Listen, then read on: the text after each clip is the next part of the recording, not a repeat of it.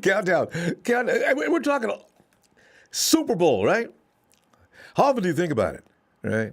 That's the thing. As 49er fans, I don't really think about it that much.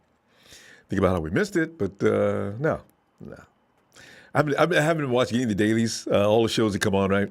All the NFL networks and things like that. I can't watch it, man, because you know it's only going to piss you off. And I don't know. People come into the comment section, calling us losers. I saw those comments. Yeah, okay. See, this is the thing. You got to go through this when this happens. Okay, anyway. Let's talk about our own immediate problems here. And it is, I look at it as a potential problem now because Mike McDaniels won't be as easy to replace. I was thinking maybe with the acquisition of Lynn, Coach Lynn, I don't know. But you know what? It has been presumed by many that hiring of Anthony Lynn had the potential to at least be somewhat comparable to address the needs of former offensive coordinator Mike McDaniel. Well, maybe not. Maybe not. A closer look at what McDaniel was doing with the team reveals it won't be quite as easy as replacing him with Coach Lynn.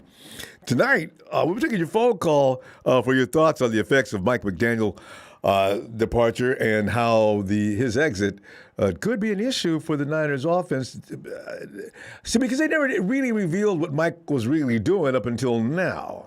I'll tell you about that in a minute if you haven't already gone through that. Also, they're talking about Deebo Samuel's contract already.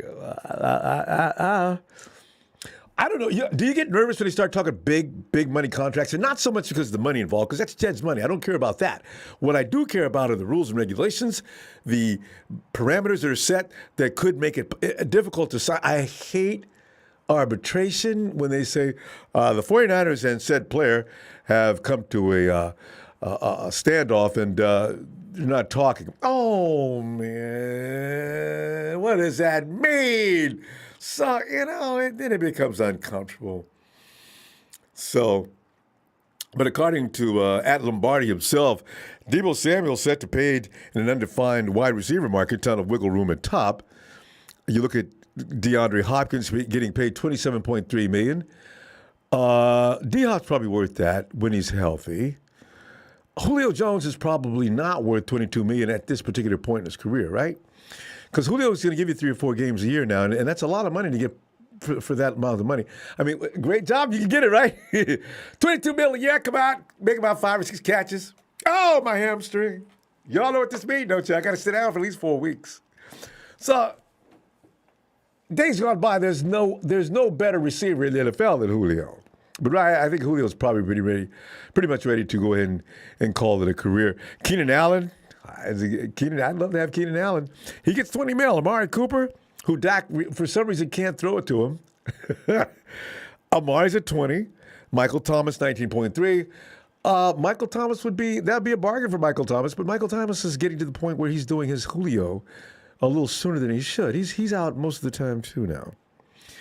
It's amazing how some, especially wide receivers and cornerbacks, there's a shelf life on them for sure, isn't there? A fully guaranteed leader, Julio, is $64 million. He's 60 guaranteed. Can you imagine? Julio, boy, he got it. He did it. Anyway, fam, let's get into Mike. One thing that we can assume about Coach McDaniel is that he won't be campaigning for a Jimmy G trade, though, for the Dolphins. What he did say, McDaniel was recently hired to be the next head coach of the Dolphins, as you already know, following the firing of Brian Flores earlier this season. McDaniel, who was promoted to OC after spending 2 years as the running game coordinator and 2 years as a run game specialist in San Francisco, is very high on his new quarterback, Tagovailoa. I was taught how to say that. I still stumble. Who ran a similar 49er-style offense under then-Alabama offensive coordinator Steve Sarkisian during college. So McDaniel's all excited. He came in and told Tagovailoa, we're going to have, this is a quote, we're going to have an extensive professional relationship, my man. One thing I know about you is you have the ambition to be great. See, Mike's coming in and pumping him up, you know. Brilliant. He goes on to say, my job is to coach you, to get all that greatness out of you. And it's going to be fun, man. It's going to be fun, man. It's going to work. It's going to be work, but I know you're not afraid of that. So this is an awesome day for me, and I'm a damn sure going to make sure that when you look back on this day, you're going to be like, damn, that was one of those best days of my career too, okay? You got to love Mike with all that pumped up enthusiasm. I imagine, because they like Mike at the 49ers locker room. I imagine he always was that way. So, and I quote, oh, no, he said, but I'll learn that from you. You got me, unquote. No, I'm sorry, it's a question. But I'll learn that from you. You got me? And that's an unquote. So Mike McDaniel going in right away, getting things underway with Tagovailoa. That's it, Tagovailoa. And, meanwhile, Coach Shanahan had an extensive trust in his right-hand man, McDaniel, that he allowed McDaniel to formulate the run game plan on Mondays and Tuesdays while Shanahan worked on the passing game. And this per Albert Breer. With McDaniel gone, how can you expect the 49ers to replace his role as offensive coordinator is my question. And a question that's going around now around the Niner Empire, being that was the case. I imagine Anthony Lynn could do that same thing. But now the players got to go through a whole new training session as well. I'd like to see things added on instead of subtracted, but if Mike's not there, how are you going to continue in that trend, right? Interestingly enough, 2021 was one of the first years in Shanahan's era that the 49ers had an OC to begin with, which is sensible given that Shanahan has been the play caller. Looking at potential names for the vacant OC position, Bobby Slowick, the passing game coordinator, seems to be the prime candidate for now, but he may go with McDaniel to Miami. See, this plucking of the 49ers, this is a pain in the ass, fam. In addition, the Niners recently hired former Chargers head coach Anthony Lynn, who especially is with the run game as an assistant head coach. Coincidentally, Lynn was hired on the same day that McDaniel had his second interview with the Dolphins, which may have become a corresponding move with the likelihood that Niners would lose that OC. Or should I say their OC, or who was their OC? Another potential name was Texans coach Pep Hamilton, who helped develop Justin Herbert just last season and played a role in Davis Mills' development this season. You know what? Honestly, when I first seen Davis Mills come on the field early in the season, I said, he's got nice accuracy. It doesn't look like he really knows what he's doing yet, but I'll give it a minute. And then all of a sudden, Davis Mills looked decent. So if Pep Hamilton made that happen, I guess, But here's the thing. With the hiring of Lovie Smith as their new head coach, the Texans promoted Hamilton to OC, taking that option away. See, that's what you do. Whatever particular status or name card you got a coach going around with, you raise them up the next level. And that's what Kyle Shanahan did. It's very plausible that the Niners go to their original formula, though, keeping everyone in their respective roles and going into 2022 without an OC once again. And that way, the Niners could do what they did in 2020 during that offseason and provide themselves with leeway to give an offensive assistant a promotion should another team attempt to poach them away. And that's going to continue to happen with the 49ers. That was the case when the Niners promoted McDaniel in 2020. As the Miami Dolphins wanted him, even back then, as their OC, prompting the Niners to make the move themselves, to get one step ahead. It didn't work for a second year in a row because Miami said, okay, Niners, you going to play your hand on that way?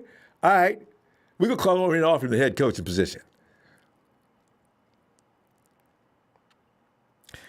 The Niners have recently become a hot coaching opportunity as many coaches have gotten higher positions following their stints with the Niners. As we know, McDaniel was recently hired as a head coach.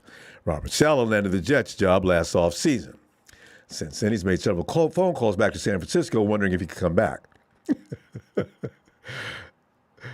I'm joking.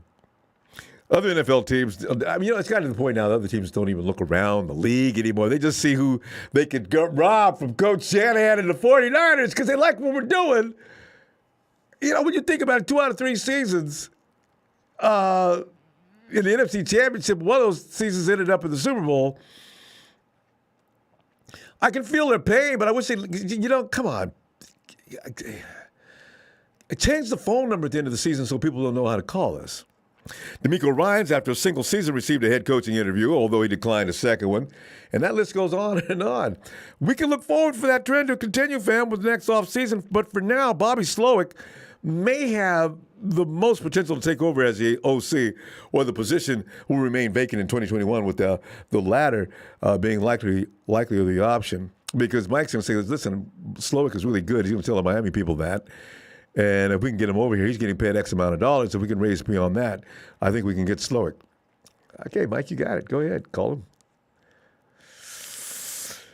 So if Slowick follows McDaniel to Miami, that's what's going to happen tonight. Keeping in mind that we've been of the mind that Coach Shanahan has had too much on his plate as a head coach / OC.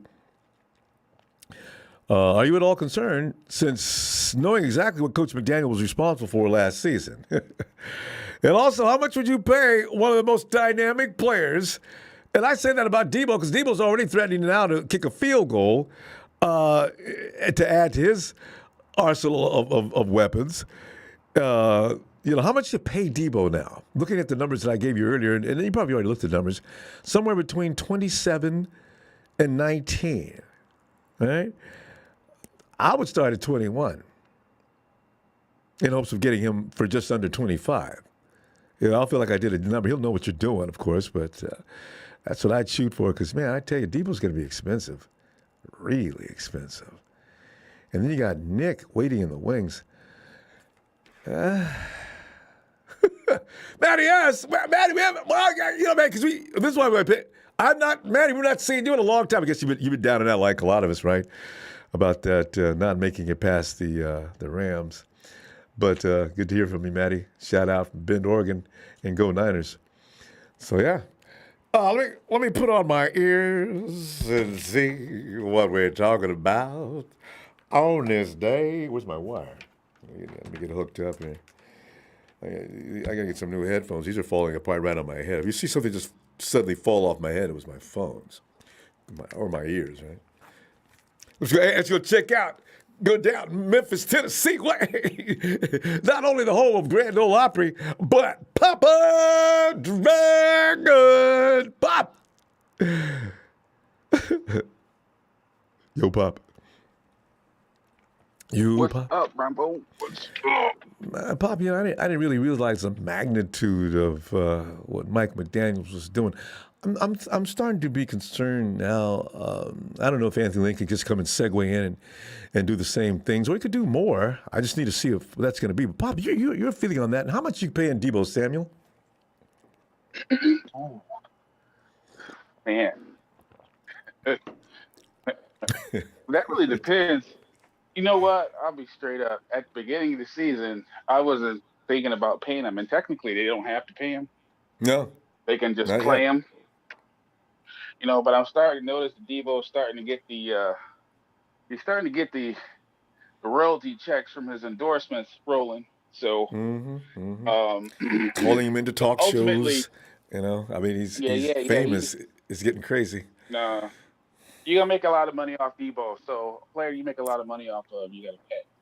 True. So, I'm definitely but Pop, I just want to say though that directly translates to admission tickets now to get into games too. But go ahead. Yep. We can get your parents in, Debo, and get your kids coming over, your cousins, and we'll take care of everybody real nice. $1,000 a ticket. Essentially. So yeah, I definitely think that he's going to be clearing $20 million plus. Everything else though, it kind of depends on the draft because you got Bosa coming up. So people are talking like he's going to get a $200 million deal. 20. That's a lot of money. QB money. That's a lot of money to be sitting on a bench for some strange reason in November. So yeah, Ooh. it's a big money risky business. At the current time, I'm not too concerned about coaches. I think a lot of things that a lot of fans have to say about Kyle Shanahan being in over his head and overworked and stuff like that. I think a lot of that is kind of like I don't believe that's true, and the reason why I don't believe that that's true is because he got the NFC Championship game with the injured Garoppolo. Mm. The first step of a coach losing his shit is losing a locker room, which he would have lost the locker room had he started Trey and benched Garoppolo. He would have lost the locker room. I'm telling you right now, he would have lost it. The minute you lose the locker room, you can say goodbye to your job as a coach. Yeah, So, because owners you look at know, that. They really do. Yeah. oh, they love their players. So I think right now, Kyle is well positioned to be okay. Make no mistake about it, McDaniel definitely he did some of that lifting and Yeah. the game prep and stuff like that. But And you and, know and, what? and, So did and Pop, McVay. also, speak to that for his aptitude, his ability to apply what will be effective. I don't know if we gave McDaniels enough credit. But I'm thinking maybe he's a little bit more than what we even knew anything about. Oh no, I've heard nothing but good things about that dude. To be honest with you, since he's been in the league, he's got kind of like a quarterback mind, and with that mind, he's able to see things kind of before they happen. Oh, And that's a so his skill set. gift yeah, it's tactical schematics. Now I don't know what kind of leader of men he's going to be, and I don't know how well he's going to do on Miami. I just don't know because he's going to a pretty tough division with some established quarterbacks. So, will he make it 3 years? I don't know. Mm. We'll have to see. I know Miami's owner is very impatient, so I don't anticipate that he'll make the 3 years. He may be And back, now the heat but from there the is, media and fans. Yeah. yep. How does one process that and continue to move forward with the same zeal that he had when he first came? Because he's all pumped up right now. But then Yep. I don't know how Robert Yep. Sala's dealing with New York. My God. There is a name out there nobody's talking about. Not in the media, but people are kind of talking about this name behind closed doors. They're talking about a certain name. He used to be a player for the 49ers, and it's not Jeff Garcia. But there's been some talk about Nick Mullins having very, very strong coaching skills and probably will wind up under Shanahan within the next 3 or 4 years. Is Wow. that time now? I don't know if that time is now, I but would it, have it, it never. could happen. That's interesting. Right, right. Oh, they said the person who did the playbook as well as Shanahan and McDaniels was Nick Mullins, Yep. and his knowledge of the system is pretty much what let a very below average quarterback put up very good numbers in his first 16 games that's only been bested by Patrick Mahomes. Mm. So it's very interesting moving forward. But let's just say this: Shanahan, he may not. We don't know what kind of a player developer he is, but he develops coaches. He develops coaches because those two Shanahan guys in the NFC Championship game. There are three Shanahan guys in the Super Bowl out of 7 teams. So Shanahan knows how to develop coaches. So Mm-hmm. I think that as fans, we should have confidence that whoever he brings into the fold will either develop or will help this team. I think Anthony Lynn, for example, is going to help this team. I didn't think he deserved to be fired. But, he got fired and he got fired again from Detroit, but that's Detroit. Pop. But you know Detroit. what, Pop? You, you Yeah. you mentioned something about a guy that's been around. Anthony Lynn's a veteran and was coaching before Mm-hmm. Kyle even came into the league, right? Can you Right. imagine Anthony Lynn becoming even better after rubbing elbows with Kyle Shanahan? That's an Yeah. intriguing concept. That is really wild. That Kyle is of that caliber. But it's yeah. Yeah, go ahead. Well, my understanding with Anthony Lynn and McDaniels is that where their biggest strengths lie in their abilities to teach and relate to the players. Like, Shanahan, like I said, has kind of a different kind of a leadership style, which is more almost kind of like a project manager. I put out the plan, you execute the plan, we'll be fine. If there's like, if you can't execute the plan, then you won't play. That's kind of how he is. Whereas like Anthony Lynn and McDaniel, they'll walk up to you like, hey, you messed up, right? You messed up. Come on, You need you that can do guy. better. I know you're great. I know you can be great.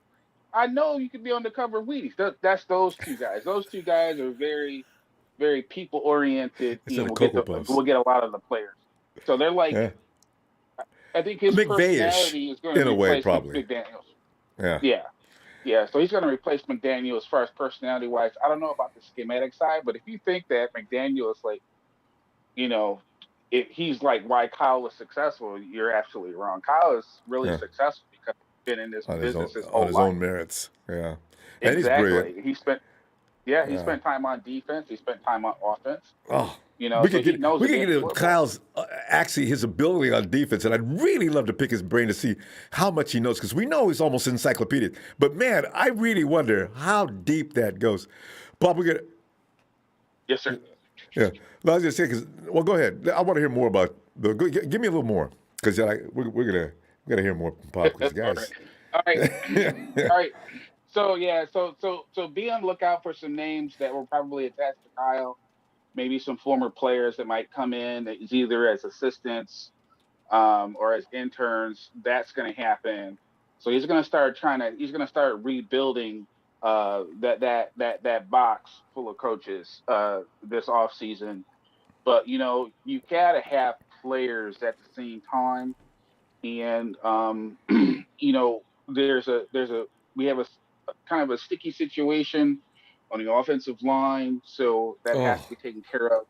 You oh, don't want your rookie quarterback running for his life, although he can run. Remember, I don't think people understand this, that a running quarterback is Lamar Jackson.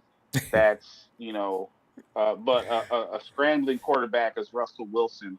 You yeah. want that quarterback that can scramble and get free yards without getting hit too much. That's what you want, Mm. and that can play in the system. So the good news that we have as 49er fans is that we haven't been able to say this for a long time, really since the Walsh era, that we now are entering year 6, the same offensive system. So the continuity is there. We got a high-end rookie quarterback, who I still believe was the best in the class, Mm. um, who sat underneath a guy who had 2 Super Bowl rings, who sat underneath Tom Brady, right? So I think from that standpoint, I think that you know, You I should be able to think we're complete good this there. But chain. Yeah. exactly. The scary thing is that Tom Wilson is a free agent, and I think if I'm Tom Wilson, and if I get a $50 million offer, I'm going to take it. I don't think we can afford to pay him that. I don't think we can afford to pay him 50 at his position because we really need a center. So, I also explained to what the offensive line coach told me recently, and we talked about on your show a little bit, where people talk about, oh, you can just go to the right side. No, it's not that easy. No. It's No. like wiping your butt with your opposite hand. It's Yeah. you try it, it's weird. So I think We've he's already going to seen it definitely be fail, the left. Pop. We've seen that fail. Mike Yeah, McGlinchey's not a right tackle. He did the best he could, but that's not what he's been working on all his life. You know? right. So, No, Mike. I agree with that. I totally agree with that. So we'll yeah. So, see moving forward. all But right. hopefully, I'm hoping, and I've been trying to find out that I'm not getting any answers. Now I gotta be desperate. I gotta ask Grant. But I've been really wondering if Tomlinson could kick over to center, and then that'd be an excuse to pay him though, because really what Yeah. you need. But at this point in his career, I'd be frightened by that. But let's see. We'll see what happens with that, though. I So, don't know. yeah, see what I'm Grant says. asking. I'm Yeah. I know. asking. I mean, Yeah. I don't know how probable it is, but I can't sit here and pay him 50 million. I can't Man, do yeah. that. And, Just and, like I and, and don't want to lose him. You know it's what I'm it's saying? So it's a Banks is rock and a going to hard have to place. start next year. Well, Yeah, Pop, it is. we're gonna pull up here. I tell you what, I'm gonna see you Friday night. I don't know. We're gonna Super Oh, Bowl. We're gonna talk about 49 football, but then make lightweight predictions on the Super Bowl just to laugh. oh, oh. We'll see. We'll see. All right, Bob. Hope. All right, brother. We'll We'll talk see to you you later, Friday. Ronbo. All right, And man. as always, like and subscribe to Ronbo Sports. Thanks, Bob. Have a great night, fam. Bam, bam. Boom, boom. Give our best to him. Ah, Are they man. out like a light? Yeah, I know. I know that boy. They laid back with all the energy they burn all day. All Oh my right, God, I fam. have no idea. Later. I can imagine. Night, fam. And I see Tony Naga. I say TNT. Tony. The Tony Nagatani take. See, different from TNT. He says, I'm not all concerned about Kyle's ability to bring up another talented offensive mind to follow in the footsteps of LaFleur, McDaniel, and, of course, that cute shorty McVay. You know, it's funny because Tony makes a great point. These people, what were they like before they met Kyle is the question. And did they become football savants on their own right or in their own right after rubbing off of Shanahan? Because Shanahan's building a massive tree at an incredible rate of speed. Think about that for a minute. He's only been head coach for how many years? And he's got disciples running around everywhere now. You know, McVay's probably not, since they came up at the same time, but some of the rest of these guys, you know, Mike McDonald was calling Mo McDonald. Mike McDaniel is going to be definitely LaFleur. A lot of what they do now, they runs Kyle's stuff. Hey, Steven.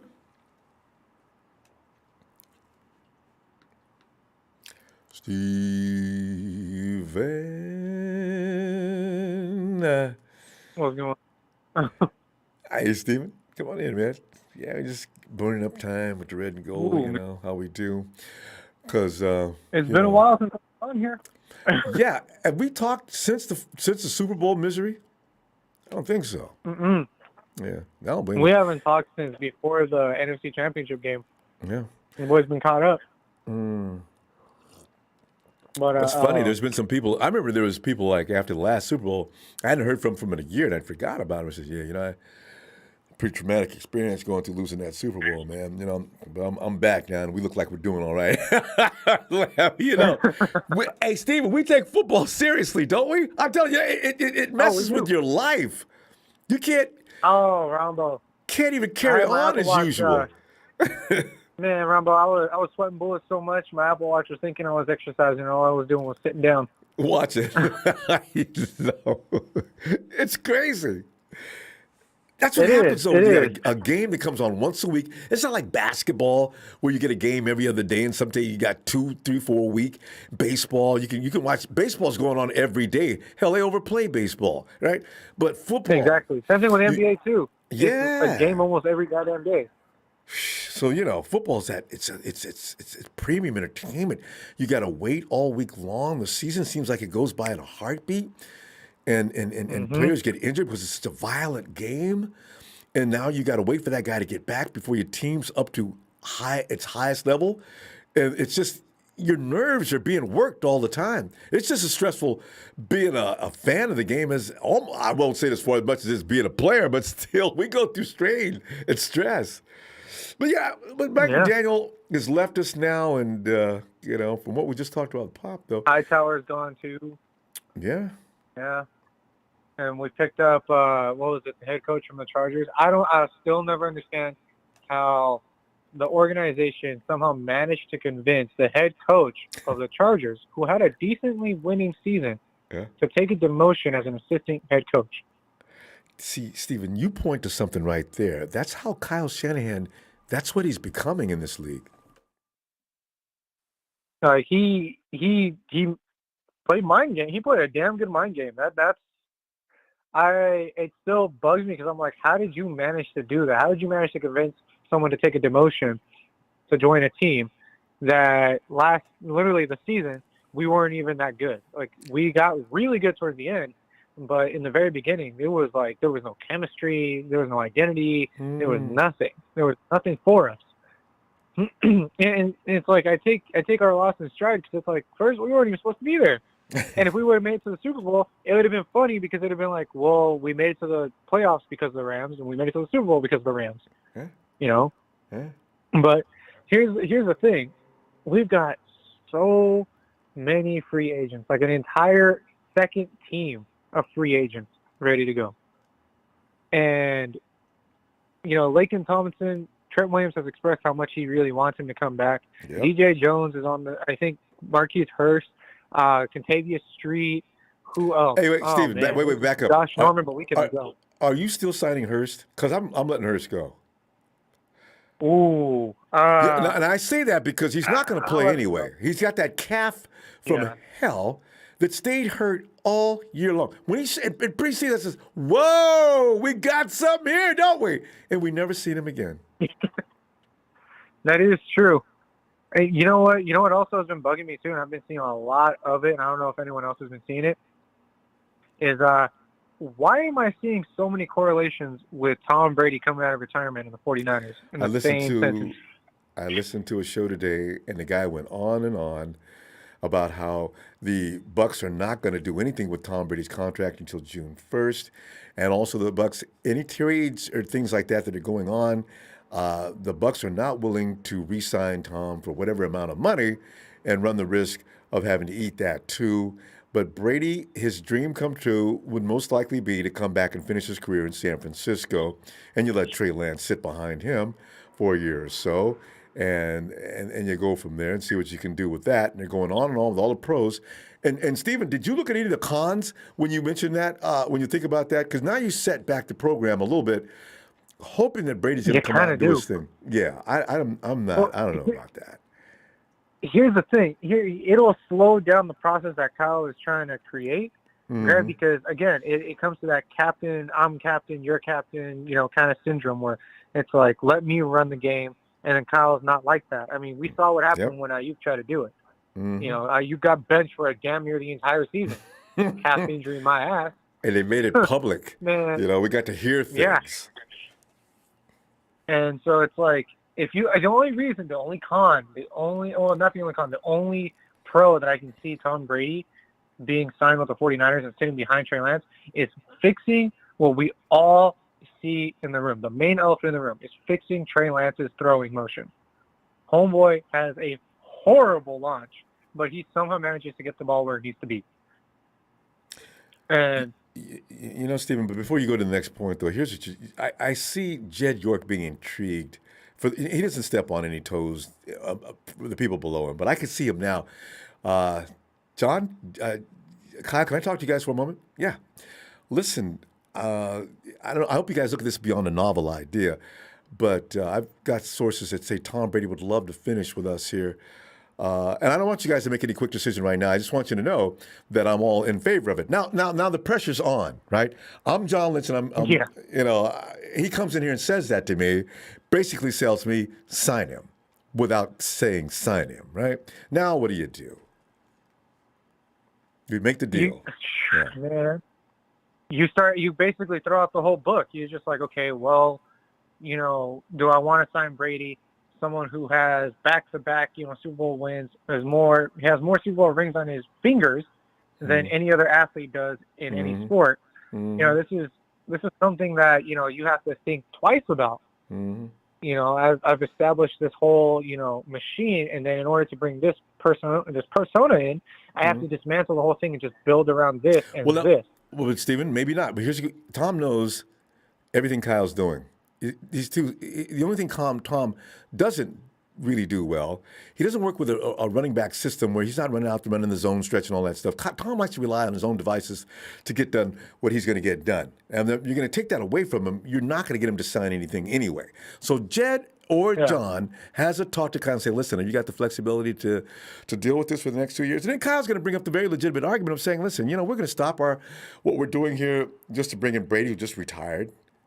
I mean, it's an argument that can go on forever, and Jed's going to already said what he wants done. So, that's the Tom Brady conversation. I have a feeling it's going to grow legs in the months ahead. So we're going to see. If the 49ers end up, if Jed York authorizes the signing of Tom Brady, you know who one person is going to be mad at? You know who's really going to be salty about it, Ronbo? Jimmy? Frank Gore. And Frank too, yeah. No. Yeah, Frankie G. Why would Frank Gore be bothered with that? Oh, because he wants to come back. Because he wanted to retire a 49er, and he didn't get the opportunity. So for Tom Brady to get signed to the 49ers, not Frankie G, our all-time star running back, It's like a slap in the face. Yeah. You got to retrain. Oh man. You got to retrain your wide receivers with Tom. Mm-hmm. And I don't know how long a process that would take. I mean, he went to Tampa Bay and he did a pretty good job. But those guys are pretty much already. It's a different kind of wide receiver room in Tampa Bay than it is in San Francisco. So I'm not sure if Tom's into yak, because that's what Kyle wanted to do. That's why he got the kind of caliber players that he did, because he wants to get the ball in those kind of playmakers' hands and let them do their thing. So it's going to be interesting to see how this works out. Yeah. And then on top of that, oh man, I say we let go of Mostert. Honestly. Are you? Are you getting rid of Mostert? Yeah, because that's a lot of money, and especially since he's only been healthy for technically only one season. Man, it's true. We paid him all that money, franchise tagged him, and he's only showed one whole season. Think about it.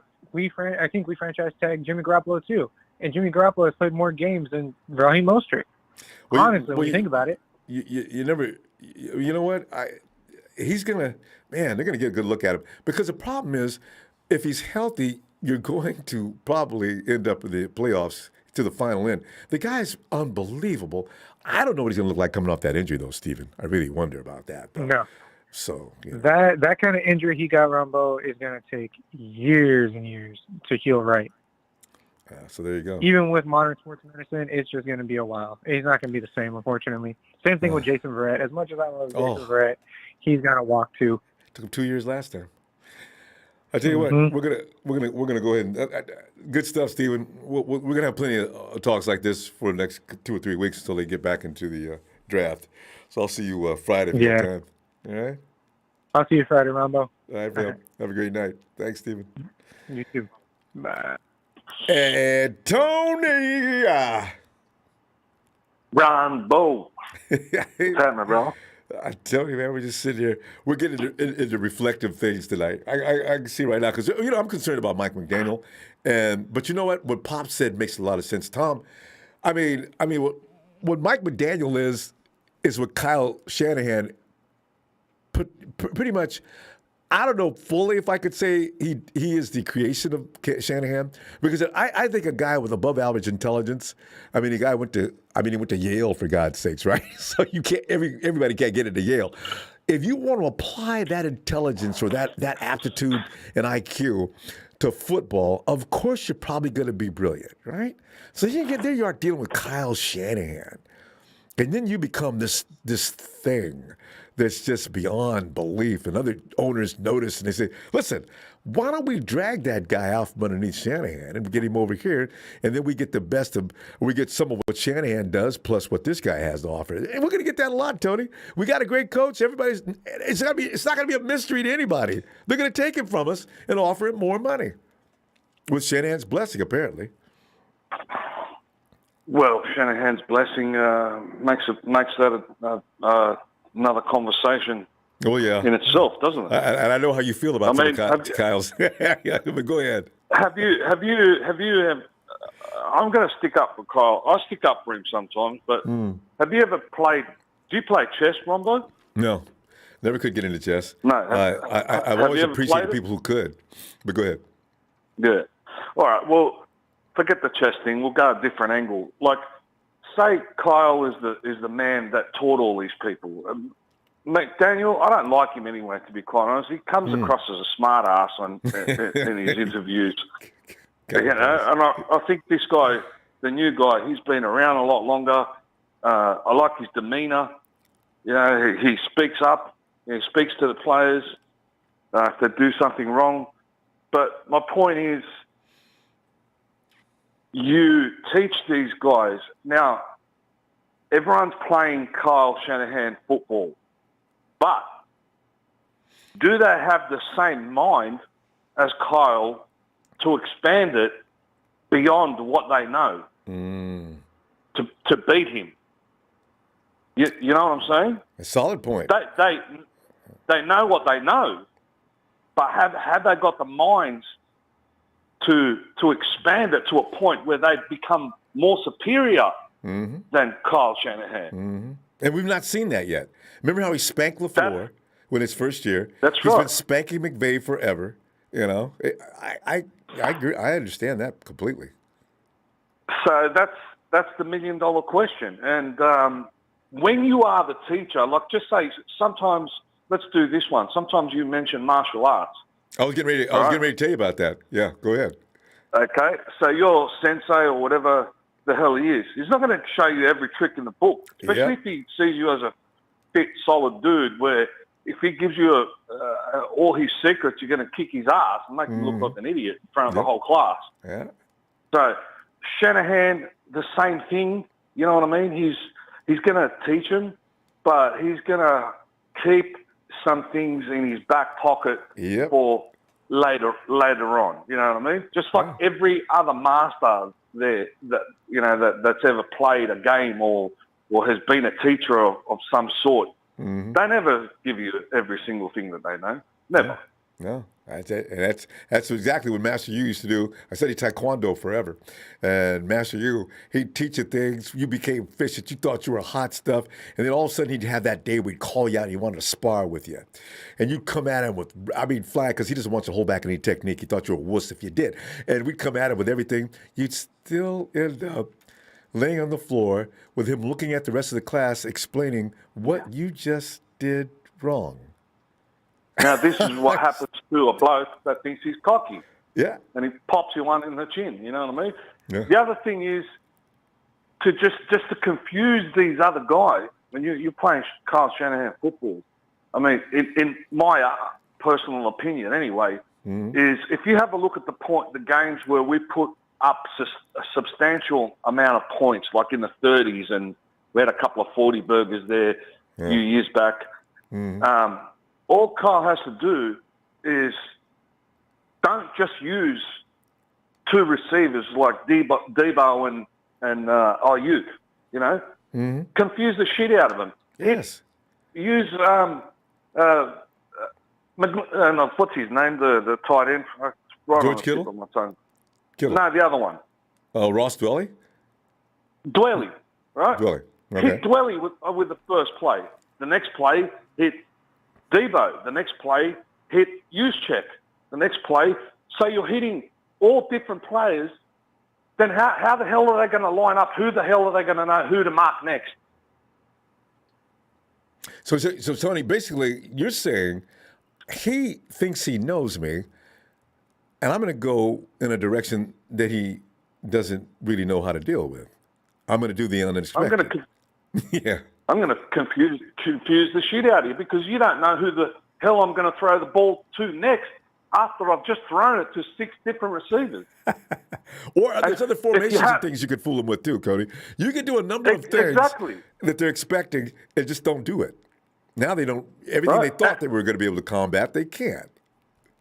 And if you have a look at those games, that's how we got those maximum amount of points. Jimmy G was throwing to 7, 6, 8 different receivers every game. And you don't know how to line up and whether they play zone, whether they play man on man, because you don't know. The guy's got you stuffed on the sideline. You're just looking at your clipboard going, what the bloody hell is he going to do next? And I seen LaFleur have that expression on his face in that first year in that playoff game. He had no idea what was going on. But we had success. You see what I mean? As long as you can do that run, they can't combat that. Now Kyle can do any number of things. But he's stuck with that. And that was unexpected. To top it off, whereas this guy has been around Kyle and his dad a lot longer than all the other guys that this guy taught. So he already knows what Kyle's taught him. I guarantee you that much. Yeah.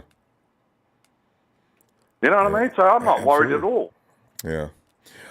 McDaniel, I do think, though, it will be a matchup of wits because they've been together so long. This goes on. I mean, McDaniel was with Kyle way back when he was with the Browns. I think he went to the Texans. Everywhere Kyle went, he took McDaniel with him, right? So he's been his protege for the whole time. Through that kind of familiarity, he might know Kyle a little more than most. I don't know. We'll have to see. That's going to be tested this year, You remember Refrigerator Perry, Ronbo? Yeah, the guy that made it running back that one play. Yeah. No, I think he scored 3 running touchdowns in his career. They used to use someone like him to run the ball, for Christ's sake, 5 yards out, 10 yards out. It's I like just if wish you they would had- use Trent Williams to do that, too. I think they thought about it. They tried to make Trent a wide receiver, though. What about DJ Jones? You know, you're 5 yards out. He runs behind the quarterback, hand him the ball. Who the hell's going to stop him? Nobody. He's got speed, and he's a big man. Yeah. So, Remember when he chased that bloody receiver Russell Wilson? down in that game? I can't. Yeah. yeah. And he Whoever it grabbed was. Russell Wilson so fast. If you can grab Russell Wilson, that's like that guy that does a training. You remember Rocky Balboa when his trainer told him, "All right, Rock, get in that cage." What? I want you to catch the chicken. So Balboa's running around chasing chickens. DJ Jones, I think, has done some training like that. How do you catch Russell Wilson and you weigh 300 pounds? Yeah. That's amazing. I still got that shot in my head. Damn. DJ abused the center and grabbed Russell Wilson. Nobody grabs Russell Wilson that quickly unless they come around from the side or something. You run right into his face? God. Yeah, well, he anticipated his move. You know, he was ready And then for there's it. that. And he got him. So you also have to be smart when you're playing football. You can't be the dumb as dog shit. People don't run out on the understand field and expect to make plays. Absolutely That's why true. when they recruit these guys, they also make sure they've got some, a lot of Upstairs. intelligence behind them. that. Yeah. So, I tell you what, so great stuff. I'm gonna let's look for you to Friday. All right. Oh, Ronbo, one quick thing. Nine and Mike was saying yesterday the guy was calling out whose house is it? That's because probably the Rams were replying over the top. The 49ers fans were replying over the top of the Rams fans. It's the Niners house. Next time that guy comes in here in the chat, I'm going to remind him. There's some guys always coming in here and asking whose house is it. Man, I don't know. I hope it's a Niner fan. I always see that up there. It's a Niners house. Has been for how many weeks? They got 1 game out of 7. Come on. Wait, you say it's worse than that, isn't it? Yeah. Well, they were still doing silent counts in that game, so they tried to keep out as many. We're going to have to put it in a remote system. So they put plugs in everybody's ears. All right, Tony. Well, I'll see you Friday. All right, Tony. brother. Shout out to everyone. And, see you in the next chapter. Looking forward. Cheers. Cheers, mate. And Paul Third says, I feel sorry for Mike. Yale smarts or not, Feds were close to all-time bad O-line, and 49ers O-line has years of Shanahan offense experience and big difference. Yeah, that's true. Paul, that's he's going to have to go in there and reform things because he's installing a whole new program anyway. That's why I told Tua, well, I know at Bama you learn a lot of what we do with the 49ers, so at least you're a good start. He knows his work is cut out for him. Thanks, Paul, for that contribution. Yeah, he's got a lot of work to do. I mean, a lot. Hey, Chardal. Hey, what's up, Ronbo? Hey, Chardal, man, we're talking about the departure of Mike McDaniel and how much we're going to pay Deebo Samuel, how much you think he's going to get. Mike McDaniel, his departure, Chardal, is that going to have one of those kind of impacts that make us say about week 5, damn, I wish we could have kept somebody at least somewhat like Mike McDaniel. What's going on? They don't look the same. Or we're going to say, hey, they look better now than they did before. What do you think it's going to be? Hey, Ronbo, I love everything you're doing on your YouTube channel, and I wish you the best of luck moving forward. Oh, thanks, Arno. Appreciate that. So, did you get those questions? I mean, have you got anything you want to add to that?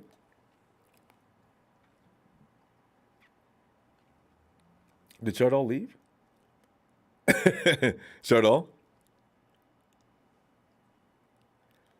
Okay, maybe he's. Is anybody else on the line? Maybe we'll come back to him. So, Chardal, there you hey, are. Ronbo, I Yes. said do on your YouTube channel, and I wish you the best of luck moving forward. Oh, okay. Chardal, well, thanks, Chardal. I appreciate that. So my Okay. question is what are your thoughts of the 49ers trading for cornerback Stephon Gilmore from the... do you have any What are your thoughts of the 49ers trading for cornerback Gilmore? Stephon Gilmore from the Panthers, and what do you think he will bring? What? Yeah, no, I don't know that Gilmore's going to be kind of expensive, I would think. I don't know that we're looking to go. And Gilmore hasn't had the last couple of seasons. After that Pro Bowl year of his, he hasn't been back. What are your trading for For Gilmore? Chardell, I don't know if I'd make that trade.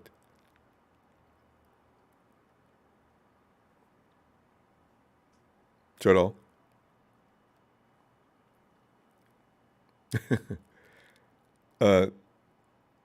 Chardell? All right. So, I don't know if your equipment problems or what's going on, but okay. Let's see what happens to him when he'll come back if he's got more time. Is that Casey? Hey, Casey.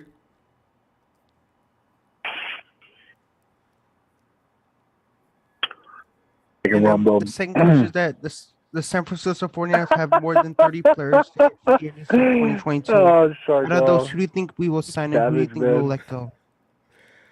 Okay, Casey, hold on. Okay, Hold Chardell, on, I'll come back to me, but I'm finishing this pizza over here. All right, okay, go ahead. Okay, Chardell, you there was a large gap there, Chardell. we thought you left. Okay, give me that question again. Try to hang in with us this time. Chardell left again. Okay, Chardell, we'll see you Friday. Okay. Hey, Casey's in the middle of a pizza though. Do we have is there anybody else? Can I finish? Can a grown man eat his dinner, Ronbo? What's going on? Yeah, hey, Casey, you don't remind me of that. I remember that genie with Bugs Bunny, and Bugs kept rubbing the lamp when he was busy, and he got all pissed off. That's the first thing I thought about.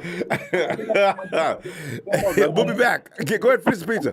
Hey, T-Flow! Hi, Ronbo. T-Flow and Allie.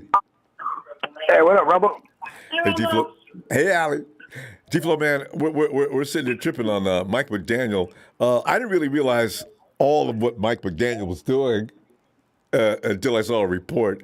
Mike McDaniel actually designed the run plays on Mondays and Tuesday.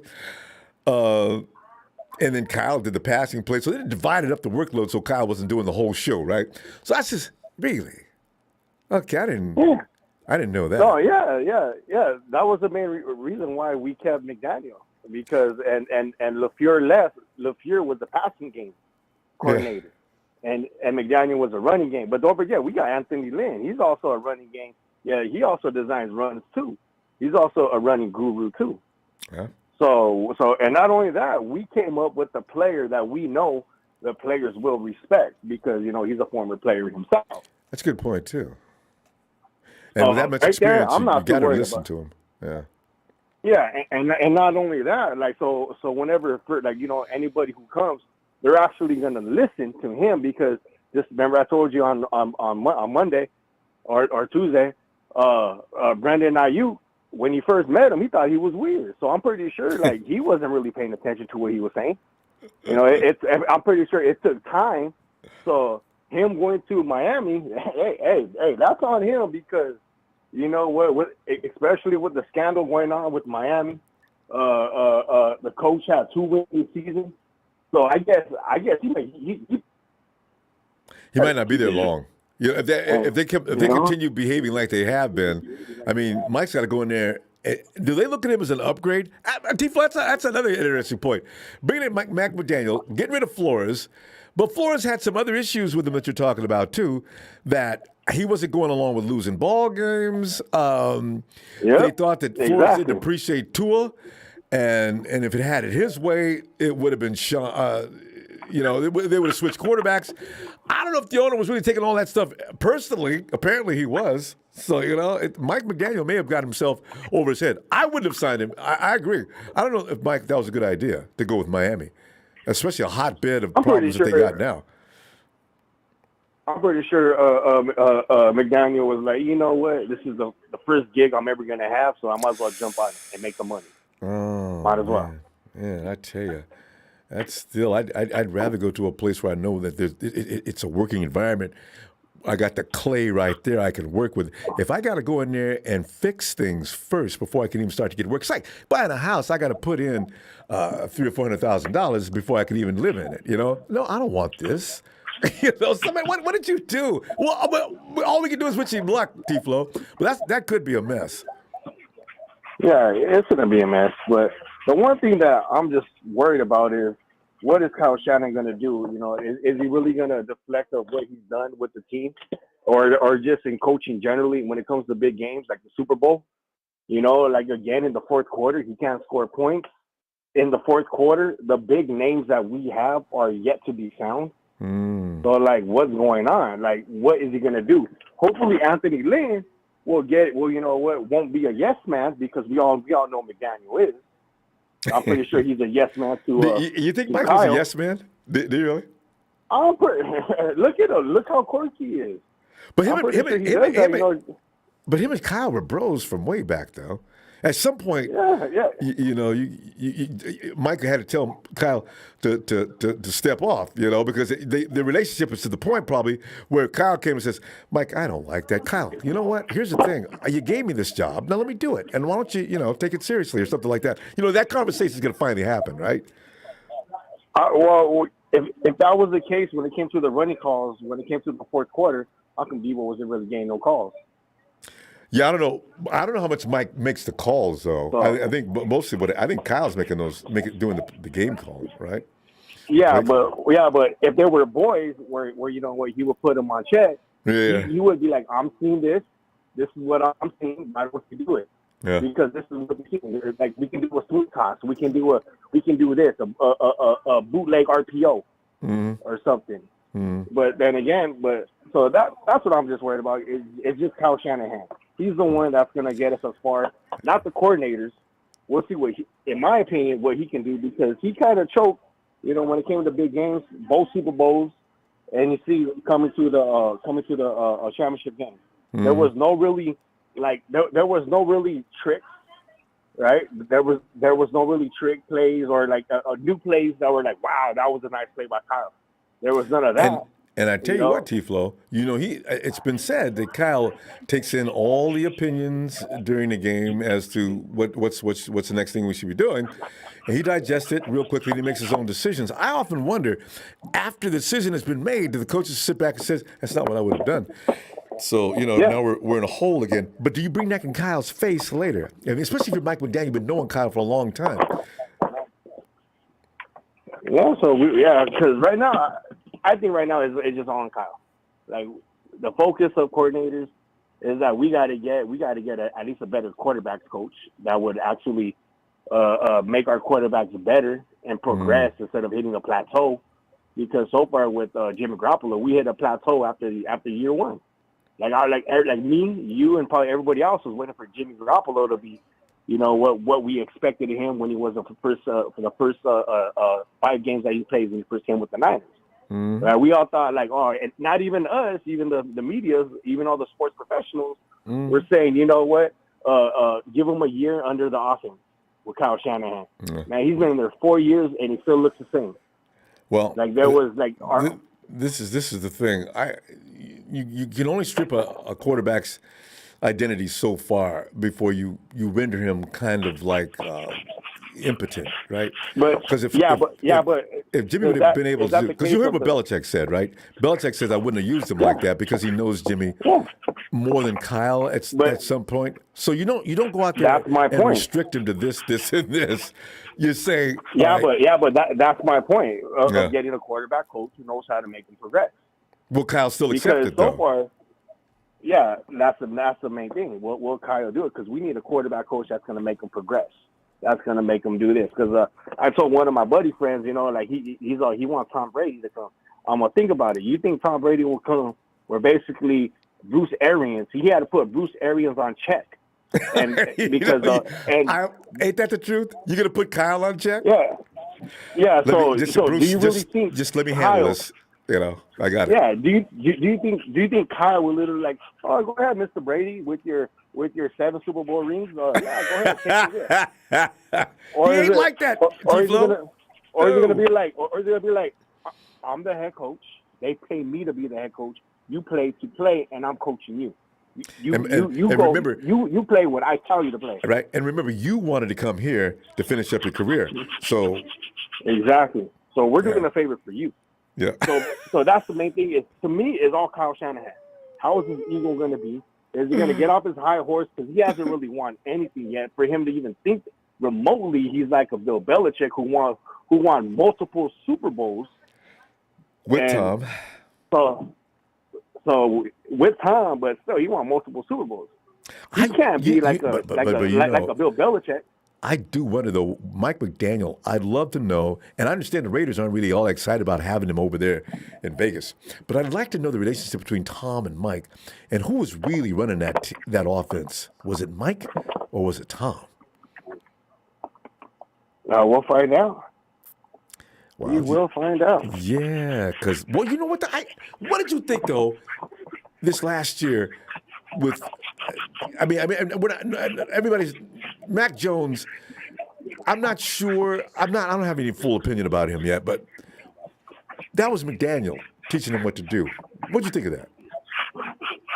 If we have Mac Jones, nah. No. I'm talking about McDaniels, the coach, the OC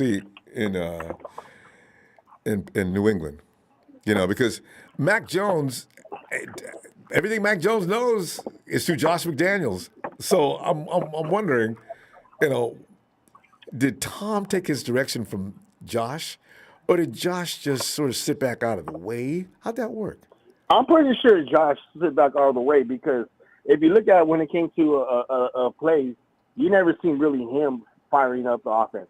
You never really seen him really going at it with wide receivers or the quarterback. You always saw who? Tom Brady grilling wide receivers, grilling offensive linemen to do their job. Man, it wasn't. Because we all seen Tom Brady when he came up grilling the offense and whenever things went wrong. He would go after Bill Belichick. He would go after coaches, and he would go after other people, like other players on his team. Mm-hmm. Like we all seen that. Like there's actual video evidence of him doing that to his team and to his coaches and his players. So that tells you right there. Yeah. Yeah, so that tells you right there Tom took control because, you know, he's been in the league. He's won multiple Super Bowls. He'll be like, look, you're a coach. I'm playing the game. I see what I see, what's playing right now. I see the coverages with the defense. I know what plays to call to audible out of that defense of the coverage that they're doing. He already knows it. But the thing is, he has that right. You've been in the league as many years as he has. Yeah, you have that right. Yeah, but Kyle's not had anybody that long. Exactly, but no, it's not that long. Is that we all know Kyle Shanahan has a big ego. We all know that, right? We all know Kyle Shanahan likes getting quarterbacks who are good, and be like, you know what, I can win with any good player. I'll make them better. All right. The best quarterback he had was Matt Ryan. He was already good, and he made him pretty elite. But he was already good. He was already almost elite, but he made him better. But you know what? It took a year. It took a year of just all-out hatred, and then they finally got that together. But just what we're talking about is exactly what happened with Matt Ryan. First year, Matt Ryan hated Kyle, and Kyle was getting a little pissed off of them. And then the second year, MVP. So, you know, MVP. We'll see. Yeah. But then again, he was already good. He was already he wasn't. Matt Ryan was good, but he was beatable. But he became unbeatable. Yeah. Yeah. So now it's like, will ever Kyle Shanahan let the players see what they see? You know, because everybody knew how smart Trey Lance is. Like his football IQ is very smart. Will he give him the opportunity where he can do a check or do an audible? Will he give him that?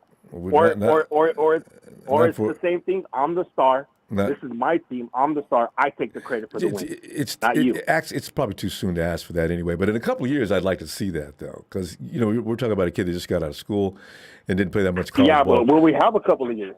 Well, I was saying he's going to need some time to develop. I don't know if he's going to be in the NFL, going to be able to be. He's going to take some guidance.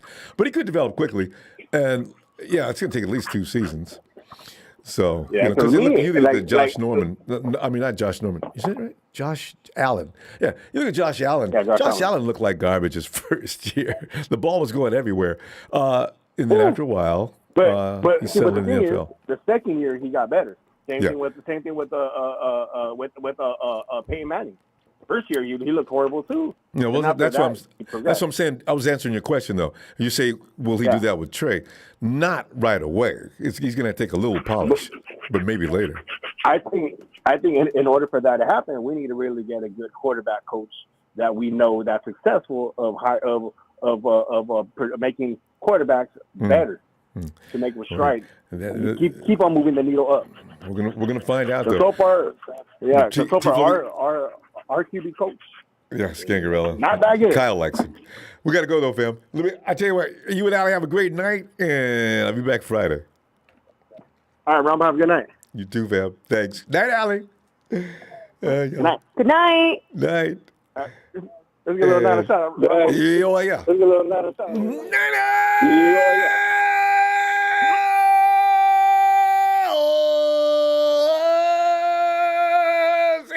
Yo, D-Flow and Allie. Have a good night, y'all. Have a good night. Have a good night, y'all. Night. All right, coach. Hey. Earth Coach. Hey. There goes 970. There goes 970. Hello. Oh, that's not T-Flow. It's 970. Who is this? Hey, who's this? You got feedback. You got to turn off your. You got feedback. You got to turn off your. Okay. I think somebody's. I don't think they're serious. Okay. Let's go to Casey. Casey's got to be done with that pizza by now. Yes, indeed. Kind of. We'll shake your Ronbo. Casey, man, I tell you what. I keep address the question of also Debo's money. I can't wait to hear what you'd say about how much you're going to pay Debo. Somewhere between D-Hop, who gets 27, down to 19 for the dude over in New Orleans. So Mike, what's his name? So and also Mike McDaniel. Are we going to be okay without him? Well, I mean, they need to figure out what kind of touches Debo's getting as a wide receiver next year. Because Debo thinks of himself as a wide receiver. But he also thinks he can do the 1,000 if, if the season had started today or whatever. So I think that affects his... Case that automatically put him in the Hall of Fame, Yeah. I think somehow, I don't know if, Players Association says that running back yards are less value than wide receiver yards or whatever, but I'm sure they'll figure that out. It's that flexibility though, Case. If I got a guy that can do that, how are you guys going to defend this guy? You don't know what he's going to do. I mean, he turned into the best wide receiver in the league. I mean, people talk about Devontae Adams and everything, but I mean, he's got the speed of Tyreek Hill and the size of Anquan Bolden. Well, he's got great speed. He doesn't have breakaway speed, though. If you're after Debo, you're probably not going to catch him, but he's got great speed. No, I think he does. I think his game speed is just as high. Tyreek Hill. At any rate, he's way bigger than Hill. That's even more valuable, though, because when you hit Hill, he's going down. Well, what do they say? You hit Debo, there's a question. Yeah. Well, in Kyle's offense, the way Kyle sets up angles, he makes people just look so good. But, I mean, it'll be interesting to see what they do for their offensive coordinator. I mean, they kind of just got McDaniel started and, sent him off. So, I don't know. I mean, this next year, there's a lot in the air, We're going to go through this every year, too, Casey. Whoever does... D'Amico's does a great job this year. You know he is. Say goodbye to D'Amico. Oh, I understand they've got a guy lined up. No, I'm sorry. Go ahead. No, my bad. No, I was going to say, I think they got a guy lined up already. They're looking ahead. Because, if you got a great coach, get ready because he's leaving. God. Well, yeah, and I thought both coordinators really just blossomed at the end of the year. So, Mike and D'Amico both? Yeah, D'Amico really tightened up a lot of areas and, had him in the top 5 in a bunch of stats, and their offense was, top 5.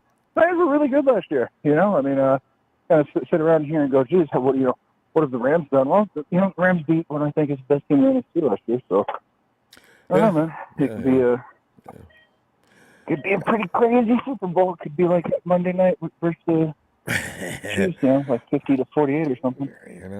What I can't wait to know is what does it look like to Javon Kinlaw? Because I like Eric Armstead rolling around the middle, but Kinlaw, what are you going to do? I got DJ Jones, so I got to have Jones, man. But you got to leave that man monster, Javon Kinlaw, out of this mix. I can't. This is what a great problem to have. D'Amico must be loving it, Yeah, Ronbo, I'm not too big of a fan of Kinlaw, man. I feel like every time I've seen him, he's always, deep in pursuit. This is his rookie year. Really, that's all we've seen of him. But I don't know, man. I'm not sure if I'm. It sounds, Casey, like you're thinking about after the fourth year, you're not going to be picking up that fifth-year option. I think he's kind of the new Solomon Thomas, Ronbo. I'm not sure. No! He brought up his S. He put the ST on him. And it's so funny because a lot of us were thinking about that when he first got drafted because I wanted a wide receiver. You know how you go the sour grapes thing? Oh, man, come on, man. We need another defensive lineman in the first round. You must have fallen out of your seat when they drafted Trump. I did. I just knew Henry Ruggs or one of those premier wide receivers. I'm glad we didn't get Ruggs. I wanted Ruggs. Well, you know what? Ruggs would have did that if he would have came to San Francisco. I wish they had gotten. I'm just still missing Leonard Fournette, man. That was my guy, man. I seem to remember that, Casey, in the first round, right? Yeah, man. I do remember that because I thought that was pretty funny because I wanted him champion now, man. I said, Kyle, you go down to Stanford and you get Solomon Thomas with C-Mac over there running around. You could have picked him and you picked up Solomon Thomas. Oh, we find out it's John Lynch's classmate. Oh, no. Is that what we're basing football players Ronbo, on? You want to hear a fun stat I heard today? What? I heard that the Seahawks have won one playoff game in the last 5 years. Somebody put that on Twitter. I saw that. I didn't know what they were talking about. That's what they were talking about. Yeah. I just want to remind you Seahawks fans tuning in. I know you ain't got no Ronbo Sports, so I just want to let y'all know what time it is. And see, that's why when I give them a hard time, you guys are a regular season team, and that's all you're ever going to amount to. And, you guys aren't even a regular season team. Well, you know what? The thing is, when we go to the playoffs, we're serious. When you go to the playoffs, it's just paying homage to the fact that you've got the people in Seattle that show up religiously to cheer you on, and you got to pay back in some fashion. But you're not Super Bowl ready. You're not capable. You're not going anywhere. And, then I got hit with all kinds of nasty things. But still, they know that's the truth. They're a regular season team. And this year, that didn't even happen, Casey. I love trashing these other clubs because we don't get a chance to do that all the time. But, it's true. Yeah, man. There's just a lot of fair weather Seahawks fans. Ronbo, I'm born in 91, man. I don't remember the Cowboys. Yeah. Cowboy beef and stuff. For me, it's been the Seahawks. All these fans don't even know they used to be in the AFC West. You guys know that? Yeah. Listen up, man. You guys used to be in the AFC. Hey, and quiz them. In case when you get, if you don't know, look up some names like some of the Seahawks from way back when, Steve Largent, and guys like that. I ask him about that. Do they know anything? If he says who, and you walk away because you nailed him. That's our one player, Steve Largent. I got one. We got to. Casey, we got to go. I didn't know the clock was ticking that fast. All right. I'll see you Friday. What kind of pizza was it? I just got to know, though. Ronbo, this was a round table pizza I got for free. Someone handed me a pepperoni, and I picked off literally every piece of pepperoni because I'm vegetarian. And I ate that pizza. There you go. And they make great mushroom pizzas, by the way, at Round Table. I haven't had one of their pizzas in a long time. All right. Yeah, enjoy that rest when you get through picking everything off. I'll see you. I'll see you Friday. Adios, brother. Adios. And Donut and Tanisha. Come on in, Donut. T.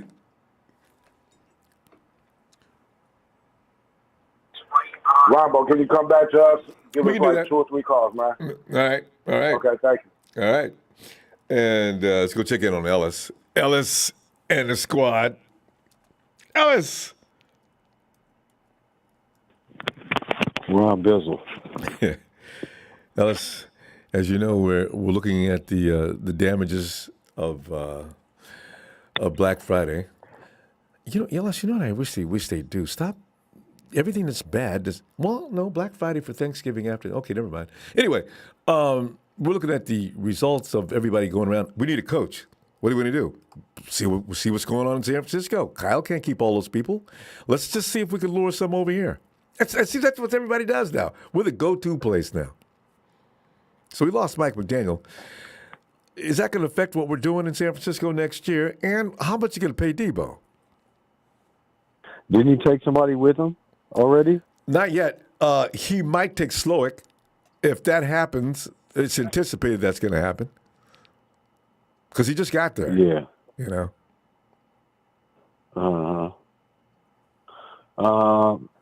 I mean, you know, there's going to be, it's not going to be obviously the same offense. That's what I was kind of talking about the other night. I'm just hoping that they can still, you know, we can still utilize some of our prior playbook, you know, before Lynn comes in, and, you know, maybe use some of his creativity as well.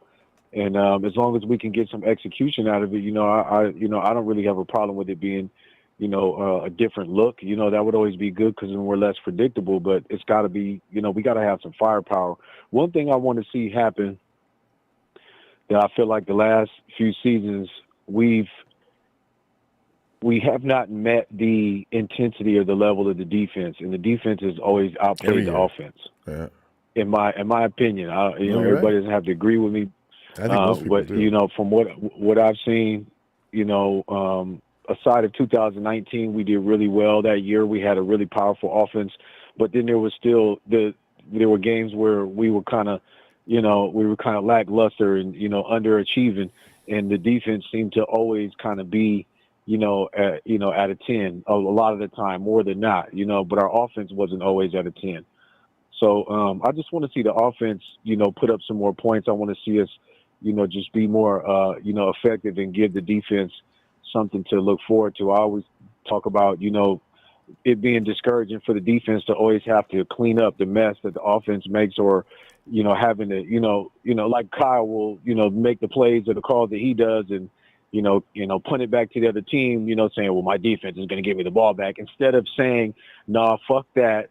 I'm going to go punch it in. We're going to go punch it in right now.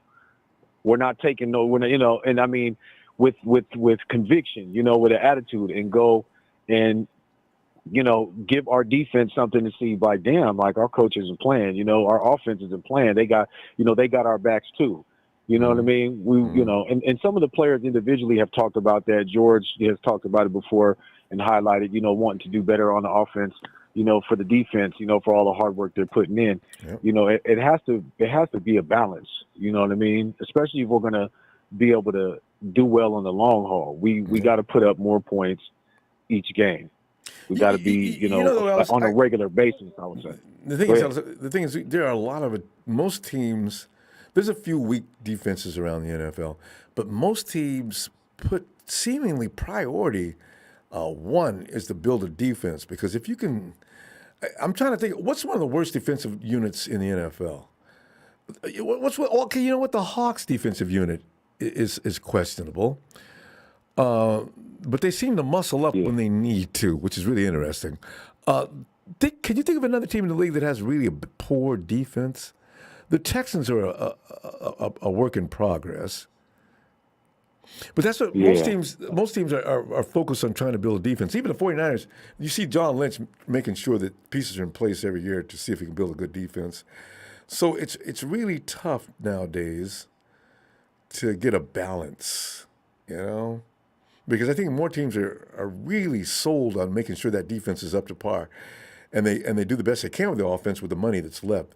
The salary cap is what you got to blame. Because when you look back, way back when you look at the old Steeler teams, the old Raider teams, and some of those teams like that, the Cowboys and 49ers, for better examples even, the cap wasn't disturbing any signings. You could build an arsenal, and that's when there was no parity in the league. The same teams went to the playoffs and the Super Bowl every year because they had all the money, because large market versus small market, right? So nowadays, what the league is trying to do with the salary cap is shoot for parity, and you're almost getting that nowadays. Yeah. Well, when you look at it though, Ronbo, we're offensive. We got, they say, one of the best offensive minds in the NFL, and we got firepower that other teams, drool over. Everybody wish they could have a George Kittle, a Deebo Samuel, a Brandon Ayuk, a Trent Williams. We got some serious weapons. Elijah Mitchell now, and guys that are just stepping up to play. Juwan Jennings. We've always had really good players. It just seemed like, we're not getting it. And you can see it in the plays. Oh, that's a bad play call. Okay, maybe that was a drop ball.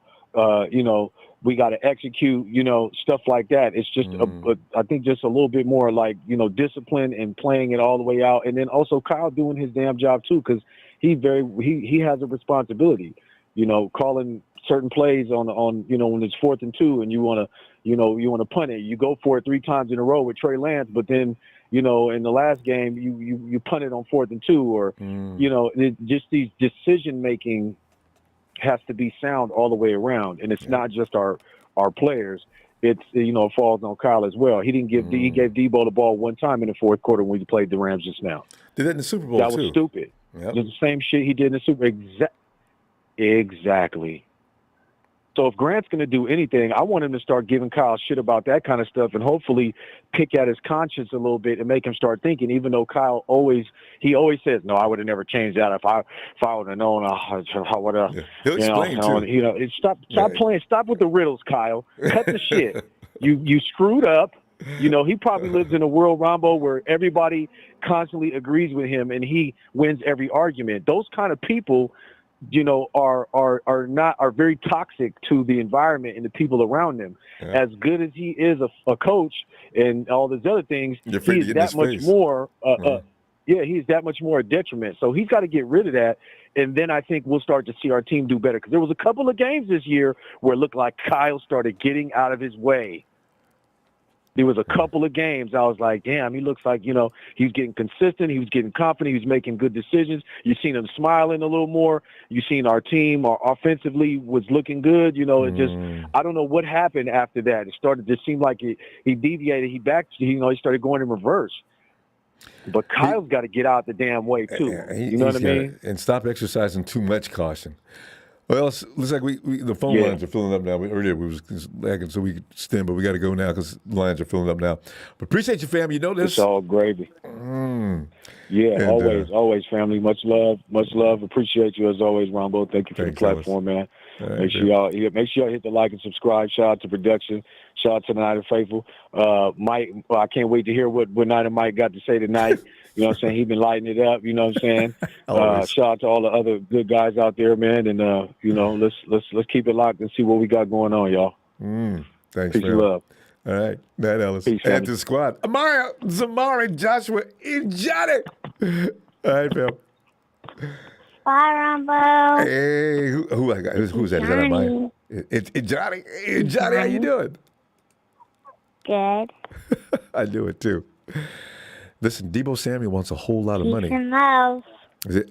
Huh? I'm sorry. Say again. Peace and love. Oh, peace and love. I forgot she had her dad. They got that. Thank you, Johnny. I'll see you tomorrow. I'll see you Friday. Okay. Okay. Bye. All right, family. Peace. I want to hold you up. Peace, fam. Later. All right. And, here we go. Josh Chapman says, Deebo picked the Rams. I think he would come to L.A. Rams. Josh, we're paying him. Don't even play yourself. Ain't nobody letting Deebo go to L.A. He enjoys whooping y'all too much anyway. You got away this time, but don't think that's going to be a habit. Coach's viewpoint, he says, Ronbo Sports, hey, Anthony Lynn in the corral now. That's going to be great for our run game, and he'll be helping Kyle. Longtime friend. Not worried at all. Kyle can't play the game for them. That's true.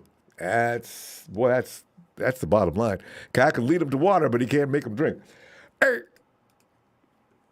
Hey, Jack.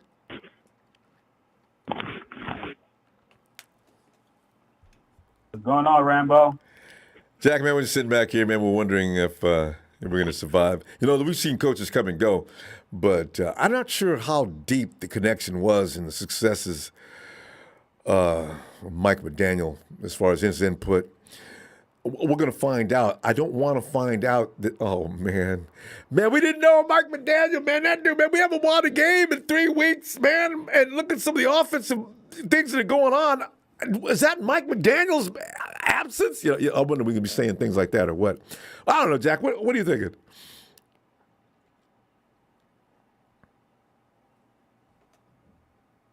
Jack?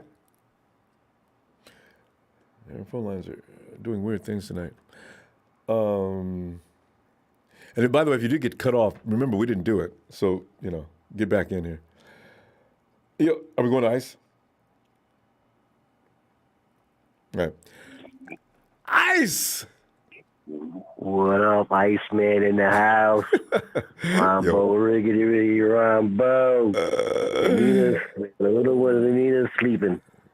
Oh, yeah, she should be. You know, she's got that age where she's got to grow. You got to sleep to grow. Yeah, of course. She's growing too. I got one thing to get off my chest before I get to the subject at hand. Go right ahead.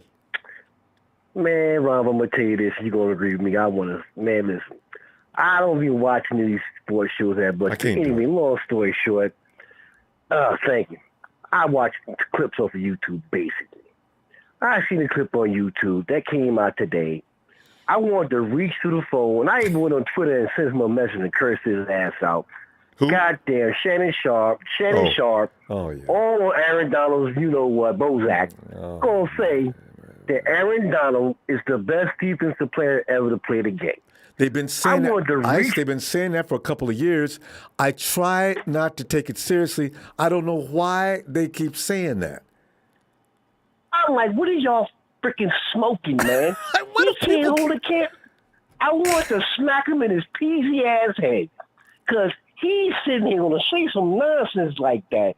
He can't carry Lawrence Taylor's fucking chin strap. Ain't that the truth? I don't even know if he's better than Butkus or a couple other guys. He's not no game changer. Like, y'all is really losing guys, man. What are y'all smoking? Stop with it. Please get calling him that. Thank you. Come on. He had a few good. He had a few good seasons. Okay, this dude LT did it from day one till he left. Come on. Don't nobody fear him. It's all kind of LT players, they feared him. He's the only defensive player ever to win an MVP. Get to that. You get to that, then we can talk. You know. Anyway, enough of the grand. You know what? I'm gonna tell you right now, Ice. I ain't putting him above 52 either. You know what I'm saying? Because Aaron's good. Okay. But I don't know. Willis, I'll take. If somebody say you want Willis or Aaron Donald, man, come on, man, get Willis. Come on, man. Ray Lewis before him. Ray Lewis too. I mean, come on, man. Aaron Donald's he's good, but don't overdo come on, it. Man. Mike Singletary, come on, man. He can go down the line for days. Anyway, I'm glad you mentioned that. It's been bothering me for a long time. I still say anything. Yeah, me too, man. That shit had me tight. Like I said, I wanted to reach through the screen and slap him in his peasy ass head. What was it? Because look at the Super Bowl. If Aaron Donald was all that, what happened against Brady and the company?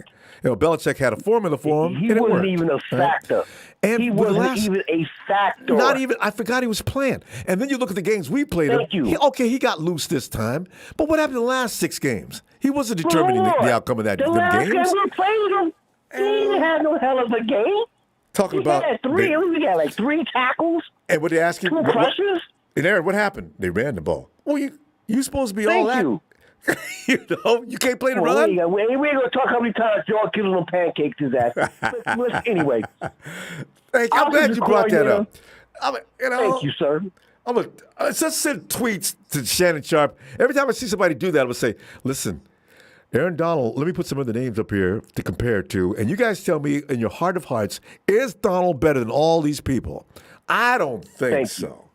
Think so. Ass clown. Terrible. Anyway, I'm not worried about our offensive coordinator. You know, we all know it really don't matter who's the offensive coordinator. Kyle makes the calls on the play, so you know it doesn't really matter too much. Yeah, but they formulate that stuff, you know, during the course of the week. I wonder how much Kyle, you know, because Kyle's trying to run the whole team. Way more input than McDaniel. He has. McDaniel's a good coach. He's going to be okay. He got some talent around him, but he's going to get his ass handed to him the first season in Miami. I'll tell you right now. We're playing in next year. Miami. He's going to get a rude awakening because Debo's going to give him nightmares.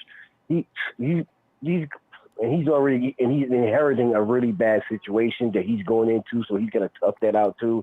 True. There's no telling what's going to happen there. So, you know, I wish him luck, wish him all the best, but good luck with that. That's on one note. He's just up to pass. We're moving on. Far as Debo's money's concerned, they're going to pay him. He's got Old Spice. Old Spice is signed to a ridiculous contract. Old Spice? So, you know, oh, no. I didn't even know about that one. He's got all kind of endorsements. I didn't know Old Spice. Put him on top of that big horse. Old Spice commercial now, man. Oh, yeah, he getting broken off now. So, you know, the writing to the wall, he's getting a lot more airtime on the networks now. They're really featuring him a lot now, with you know, especially during the Super Bowl coming up, and asking a lot of questions about Jimmy G and, you know, Trey Lance, whatever the case may be. But he's getting a lot of airtime. Yeah. He's about to become basically the next new franchise as a wide receiver. They know he's a bankable kid because of the name for one Debo. And he's taking George Kittle's thunder from a couple of years ago. George was on everybody wanted to talk to George. Yeah.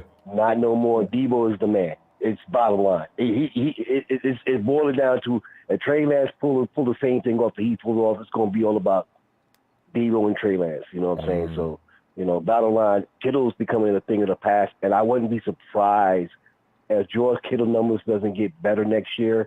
I wouldn't be surprised they trade him because of the value of his I thought that's where you were going with that. No. It sucks to say that.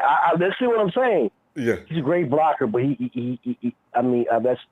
don't take nothing. Remember, one of the best George was put in that position due to the fact that our right side, offensive side, right side was just meat. So now, you had to have somebody go over there. George is the best guy.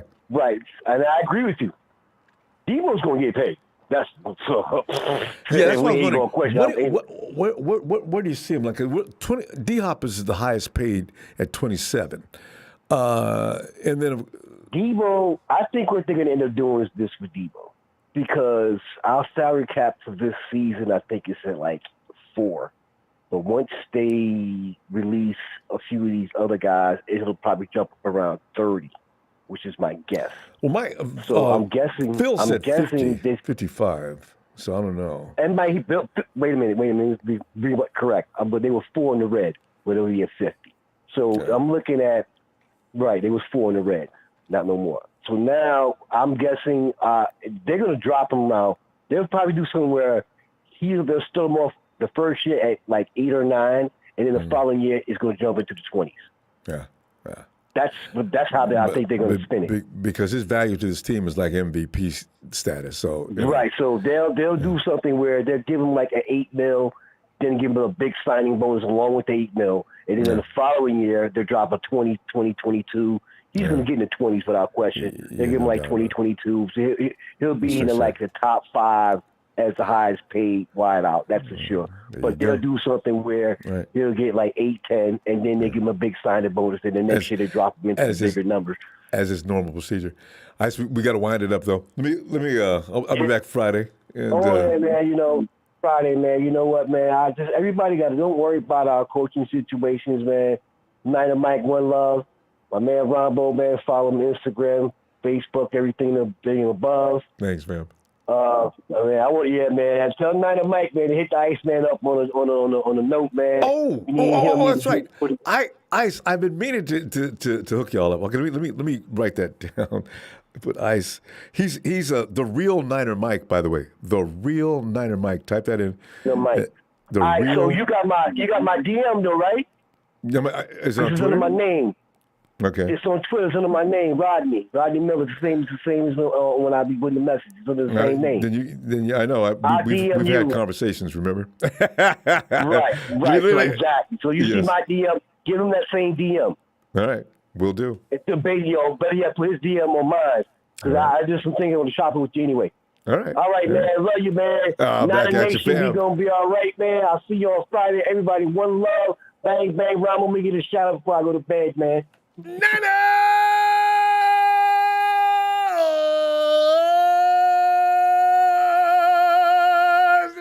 Big eyes. All day, every day.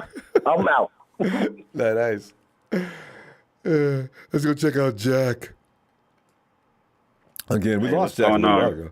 Jack, we lost you a minute ago, I think. Yeah, I know, Ronbo. I'm back, though. I'm back. Connected, all right.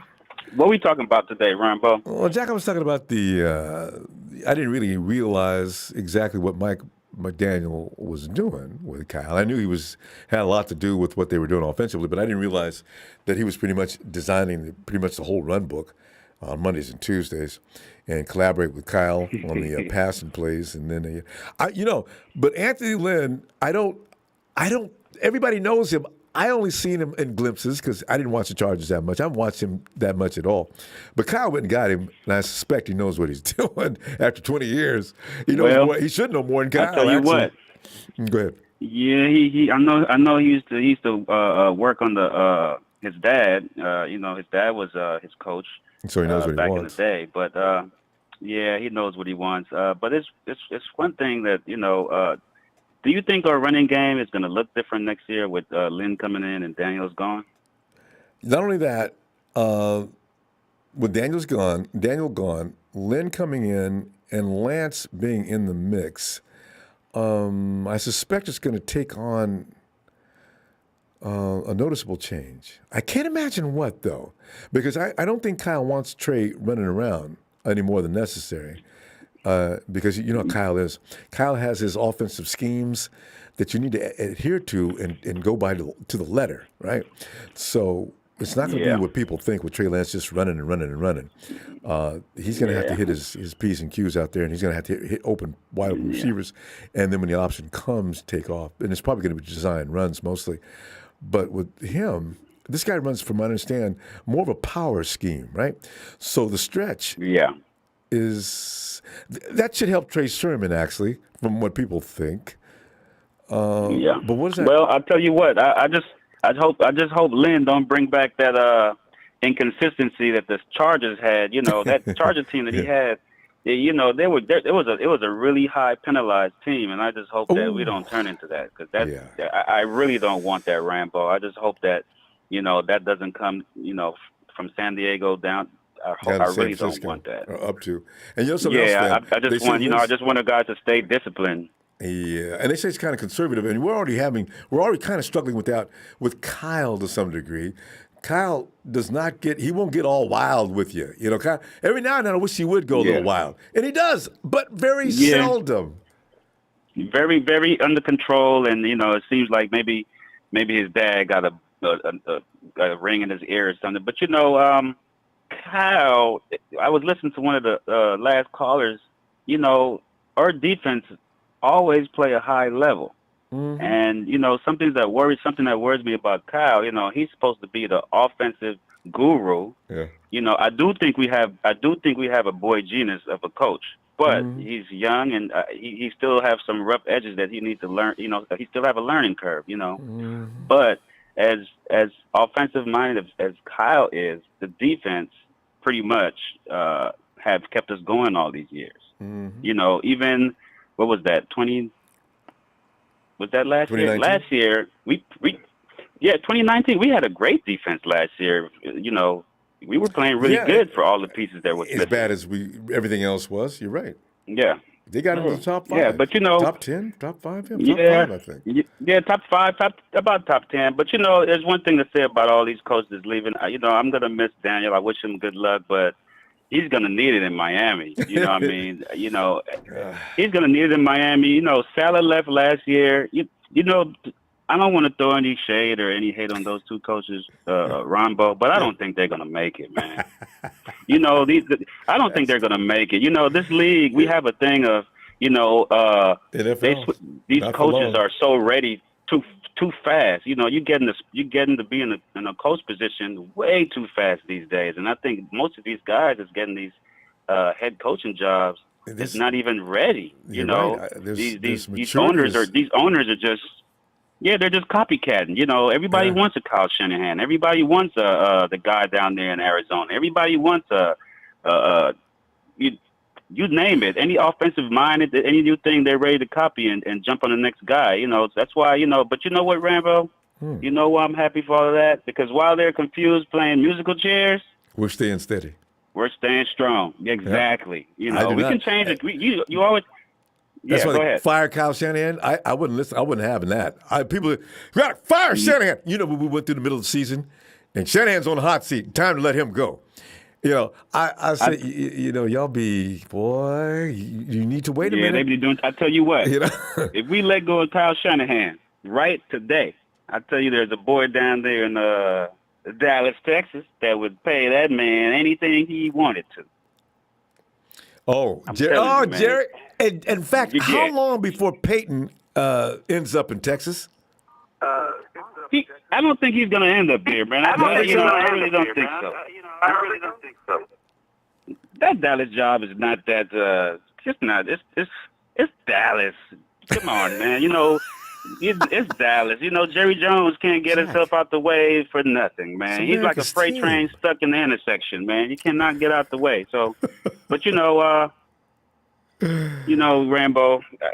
Before I go, I know I had much time. You know, I'm about 3 minutes away from the Wi-Fi stadium. You know, and I'm. You know, it's been really rough on me with our boys not making it to the Super Bowl. Oh. But you know, yeah, it's really rough. I don't want to live back. You know, I don't want to go back into that time. I want to get over it and get past it. But, yeah, I know. You know, it's. I want you guys to know that, you know, I'm on front line here dealing with these Lamb fans, man. It's not easy, man. It's really not easy, you know. You know what? And you know that Rams game when Tampa Bay lost to them.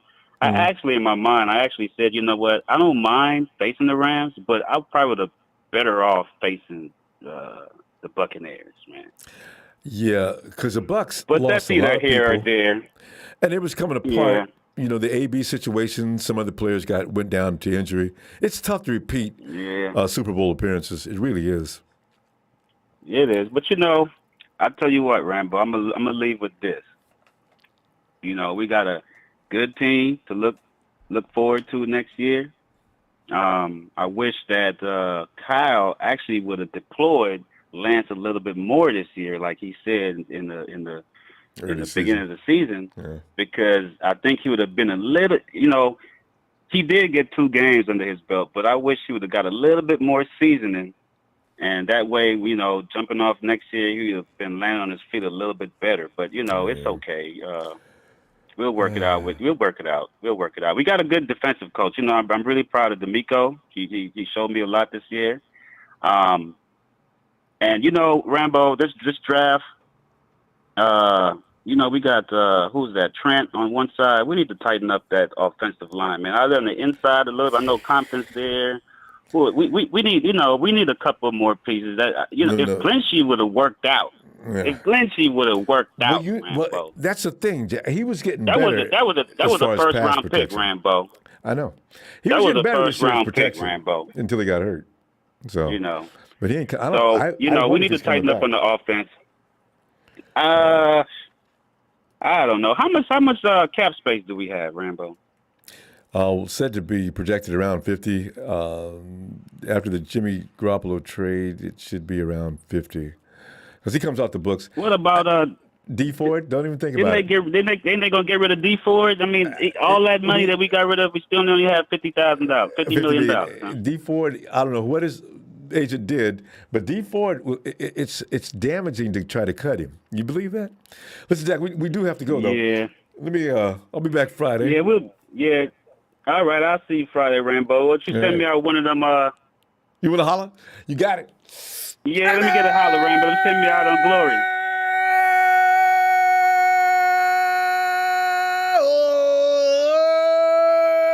Oh, Jack. See you Friday, fam. Yeah. All right. All right. Good night, folks. Okay, I thought we went to 970. I don't think this person's serious. We'll try one more time. Okay, let's not do this. 970. Hello. 970. Hello. Okay.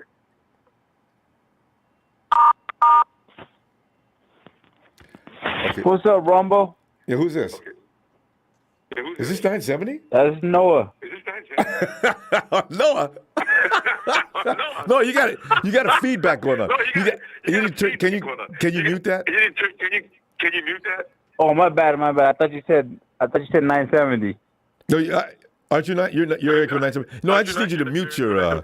You got a speaker on, or you're watching something, and it's feeding into your mic. Let's see. Hang on. Let me try this. Is that better?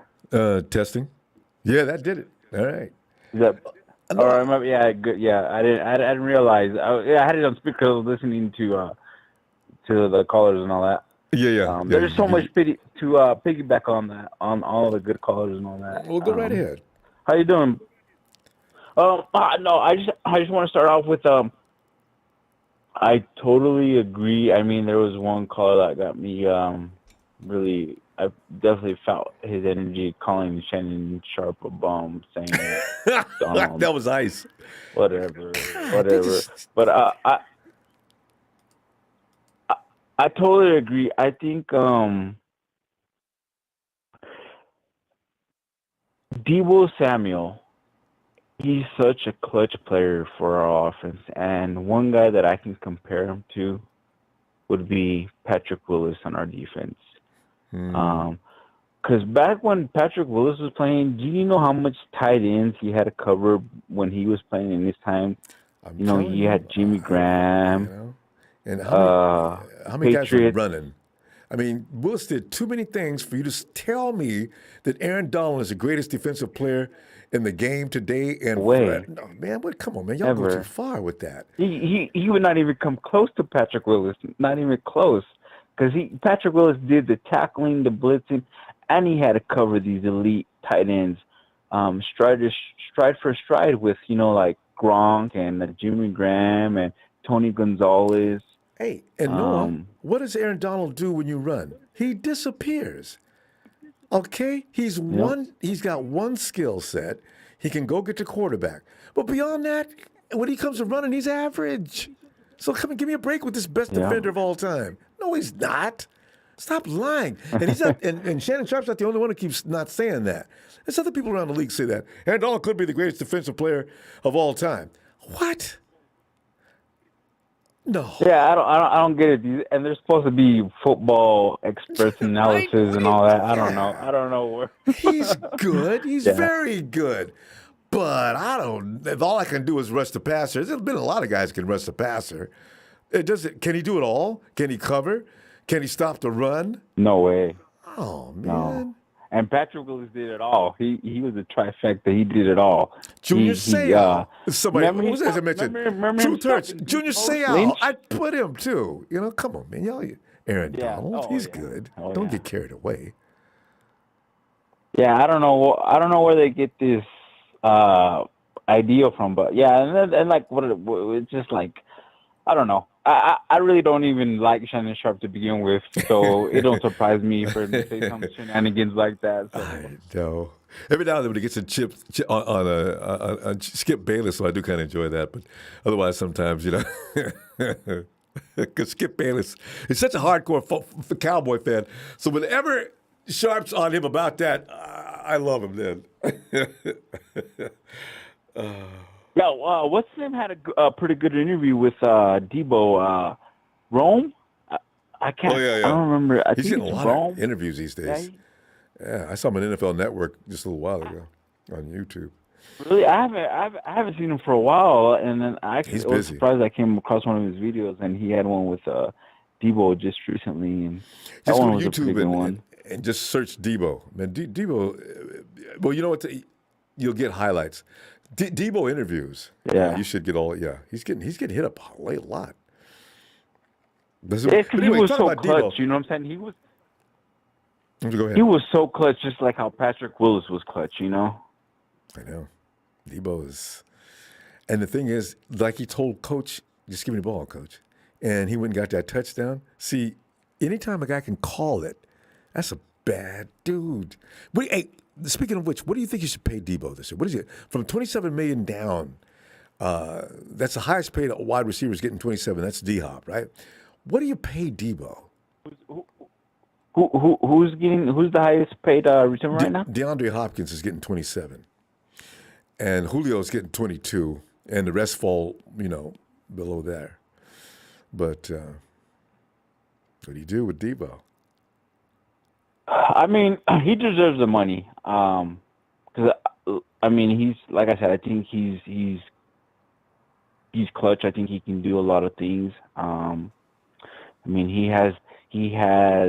We've seen it. He has the running back vision, and you can't teach that to receivers. And obviously, he has the hands, and he's not scared to go down the middle and take big hits. And he's taking like 3-4 big hits by linebackers, and he gets back up. And obviously, we don't want our boys going through that, but I think he deserves to get top. But I mean, I'm not onto the politics and all that. But going back to the topic which you were kind of bringing up about losing the offensive coordinator. No, I'm not worried one bit about losing the offense coordinator. What I'm worried about is firing or losing a winning coach. Because if you look back at our span and when we went to a funk, who did we fire or who did we lose back with Mariucci when we fired him, and then we went in a bad spell of losing years. No, we got you got a lot of good stuff. We're gonna put bookmark it. Can we see Friday and I want to hear more. Okay, we ran out of time now though. Yeah, and then I just want to say, and then Harbaugh got into with politics, and then we ended up losing him, firing him. Then we went into a bad spell until when we got Mike Shanahan. Yeah, I'm not worried about an offense coordinator. We just can't, lose a good head coach, So even though, I'm disappointed, I didn't lose a little bit. I would have liked to see a little bit. Okay, no, see you Friday, Noah. Okay, the production's gonna cut you if you go too far over because we're running out of time. Yo, Frank. Ronbo. Frank, fish Frank. What's up, Ronbo? Oh no, Frank! Wait! Marketing pros done it. Aaron Donald better than Haley and Lawrence Taylor. We just real quick, Frank, because I want to hear what you got to say about Mike McDaniel and Debo's pay. Listen, in your book, is Aaron Donald the greatest defensive player to ever play the game? Who? Ronbo, man, I don't know. Ronbo, look, hey, Ronbo. That was classic. Perfect timing. Shout out to the Ice man, but I like Shannon Sharp, man. That's my man, but I definitely disagree with him on that. I don't know where he get that from. He's not the first person ever to say that. God. He don't scare me at all, Ronbo. He had no show when we played him. I know, too many times. Not only us. Ronbo. What happened in that Super Bowl? That in itself is enough to say, man, come on, man.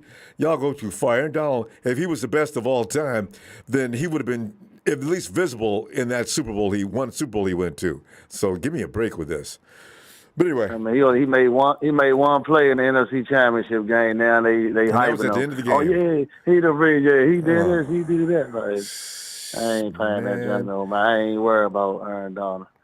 But anyway, what's going on with you, Ronbo? Yeah, we're looking at Mike McDaniel. Looking at the void he might have left, and are we going to be able to continue to keep rolling in the same fashion we're used to as far as that run game goes? But I don't know. I kind of like what I'm hearing about Anthony Lynn, but I'm just wondering if McDaniel, him and Kyle have been together so long, they know each other so well, and they click off of each other. Coach Lynn hasn't been with Kyle. He knows about him through the association with his dad and everything, so he knows the system. But still, you do wonder. And then, of course, Debo needs to get paid. $27 million is the top dollar. He's a wide back, not just a wide receiver. Frank, what are you paying Debo? And Mike McDaniel, are we going to be okay without him? Yeah, I think we'll be okay without Mike McDaniel. Mike, he sprinkled his little input on it, but we know who called the plays. We know who the offensive coordinator is, and it's Kyle. So I think we'll be all right without Mike McDaniel. Debo, yeah, you got to pay him, Ronbo. When he healthy and he in the game, he definitely a game changer. So he definitely, the man deserves his money. So whatever they work out, you know what I'm saying, he deserves it. So, you know what I'm saying? So I ain't worried about that. They're going to get that done. I ain't worried about that. It's just, the only thing I'm concerned about is, Cal got to get over that hump, you know what I'm saying, Ronbo, and yeah, we got to win the big game, man. You know what I'm saying? Like, yeah, I'm still pissed about this NFC Championship game, man. If the Rams win this Super Bowl, man, Ronbo, you don't know how much it's eating me up inside, man. Showing that it'll be the second one that was handed to us, and we refused to take it. Because that one that the Hawks won. As a matter of fact, who did the Giants beat that year that we lost with that famous fumble up in the Cal Williams? Yeah. No, I mean, who did was that Brady? Was that the Patriots that year? No, that's the Giants. Yeah, that's the year they won. Yeah, they beat because remember it was they beat the Patriots. Because Eli's the only person that can beat Brady. That ball. Yeah.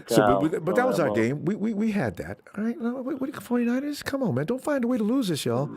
And then, of course, the one with the Hawks, when they went in and beat Manning, and all you had to do was play defense because the Hawks wasn't that great at the offense that year. And they went in and they beat Manning with defense.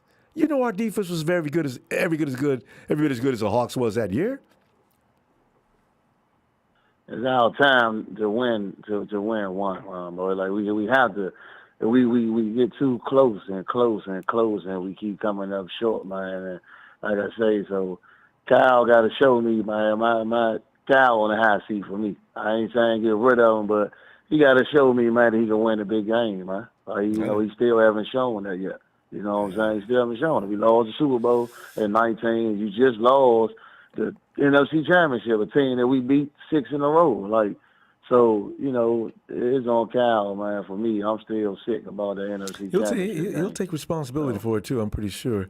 So we'll be back next year to see what we got. I just hope that the defense has all its working pieces because like everybody keeps saying, and it's true, too, it seems our defense is what keeps us in games, because that defense is hard. That's true. Yeah, no, that's true. That's true. We hopefully from this point on that we stay in contention. You know what I'm saying? Like we always go through in a run. Because if you look at the NFC ain't really no dominant team in the NFC. All the best quarterbacks in the AFC. Yeah. All the best quarterbacks in the AFC. And that's you know what I'm saying? So.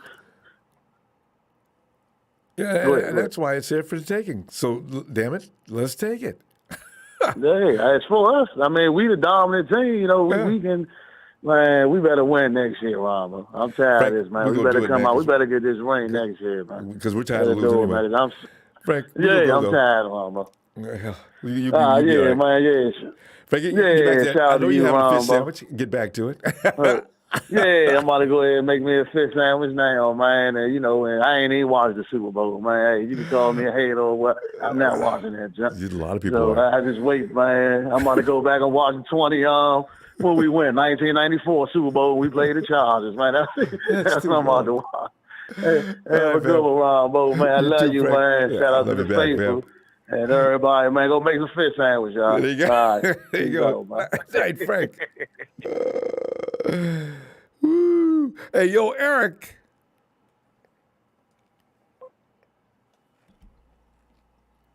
Yo, what's up, Ronbo? Hey, Eric. Yeah, well, Eric, I've talked to you a long time, man. Hey, how you doing? Doing pretty good. How about you, Ronbo? I'm doing all right. It takes a few days to get over these ridiculous defeats, but yeah. But Eric, we're looking now at the Mike McDaniel's is. I'm wondering how that's going to impact the flow of the offense. I like Anthony Lynn in there. I really wish I knew more about him. I haven't been paying much attention to him because he's been busy doing things. But I really, between being a head coach, he did a good job with the Chargers. But people are already saying Anthony Lynn is too conservative. Now you got Kyle in, he's too conservative, and now you got two guys together that are conservative. You're thinking on that. Was Mike McDaniel kind of a wild man, or what do you think? And also, what do you get Debo's time to get paid? What would you pay him? Oh, I mean, he's got to be up there, that's for sure. As far as the Mike McDaniel thing, it's just one of those things where, we had it with LaFleur, I believe he was here, with the brother of the Packers head coach. But honestly, I'm not going to see it as a big old deal. Mike McDaniel was pretty good at designing run plays. But I'm not going to see it as that big of a loss. Let's be honest. Kyle Shanahan there's a reason we got this guy specifically, because he can bring in these coaches that he's mentored, and he brings them up and he makes them head coaches. Who's to say that he's not going to bring in another one, just like how he brought in D'Amico Ryans after Robert Saleh. So if Kyle Shanahan found something in Anthony Lynn that he saw maybe in D'Amico Ryans right after Robert Saleh left, then again, it's going to be the same exact thing. But Ronbo, did you hear of the Tom Brady rumors? Yeah, it's been talked about a lot, and I can't imagine. But what is your spin on that? Honestly, honestly, I would consider it if I'm the 49ers. I would really consider it. Although I know Trey Lance is the future. Again, he is 21, and you don't want to suppress what he could be in this year, obviously. But if you bring in someone like Tom Brady, you're obviously up there in contention with all those guys. And I was listening to the previous caller, and he was saying all the good quarterbacks are in the AFC. Well, that's kind of a problem, because if you're going to go through all these NFC teams without going against real quarterback play, once you get to the Super Bowl, if you're going to get that far, what's going to happen? All the quarterbacks like Josh Allen, Patrick Mahomes, Joe Burrow, those guys are next level. I think the highest level guys we have. Yeah, and Herbert also. All the highest guys in the NFC are basically Russell Wilson, and we have no idea where Aaron Rodgers is going. We don't even know if Russell Wilson is going to stay in the NFC. So, obviously, if Deshaun Watson clears up, I don't know where he's going to go. But if he does end up staying on the Texans, and there's another guy, if all the good quarterbacks are in the AFC, so once you get to the Super Bowl, I think a good thing to have is the GOAT, the greatest of all time. Obviously, I know Joe Montana's up there too, and I think Joe Montana's the GOAT. I don't think he needs to flake or. Yeah, it's funny though you mentioned that, because and that we mentioned it tonight. It was because Tom came over to an NFC team and won, but he's not an NFC quarterback. He wasn't up until last year, so that's pretty interesting. The balance of power shifted when Tom left the AFC. Patrick Mahomes has only beat Tom once, I think, or has he ever?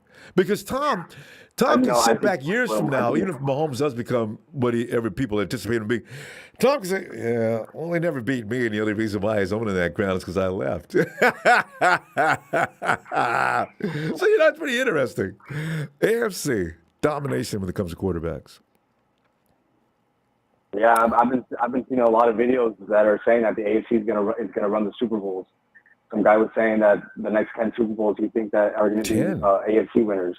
Wow. Yeah, 7 out of 10. Excuse me. He said 7 out of 10, which is obviously still a large number. But yeah. Honestly, I'm hoping if Trey Lance comes in, if he does be the starter, obviously I'm assuming he is. Hopefully his play eventually gets there. Obviously, I don't see it this year. But hopefully he gets to the level where it's not like he held us back somewhat to what Jimmy did. I'm obviously, Jimmy has limitations, but hopefully Trey's experience isn't a limit towards the 49ers offense this year. I don't think it will be. I don't think it will be, just because the Niners offense and its run game is going to obviously protect Trey from looking inexperienced. Just like so similar to how, Kyle designed plays to not I wouldn't say, make Jimmy look good. But I guess it hit Jimmy until teams obviously started alluding to stopping the run and force Jimmy to throw. But I gotta things tell like you, that. I got to tell you, Eric, that's Jimmy Garoppolo.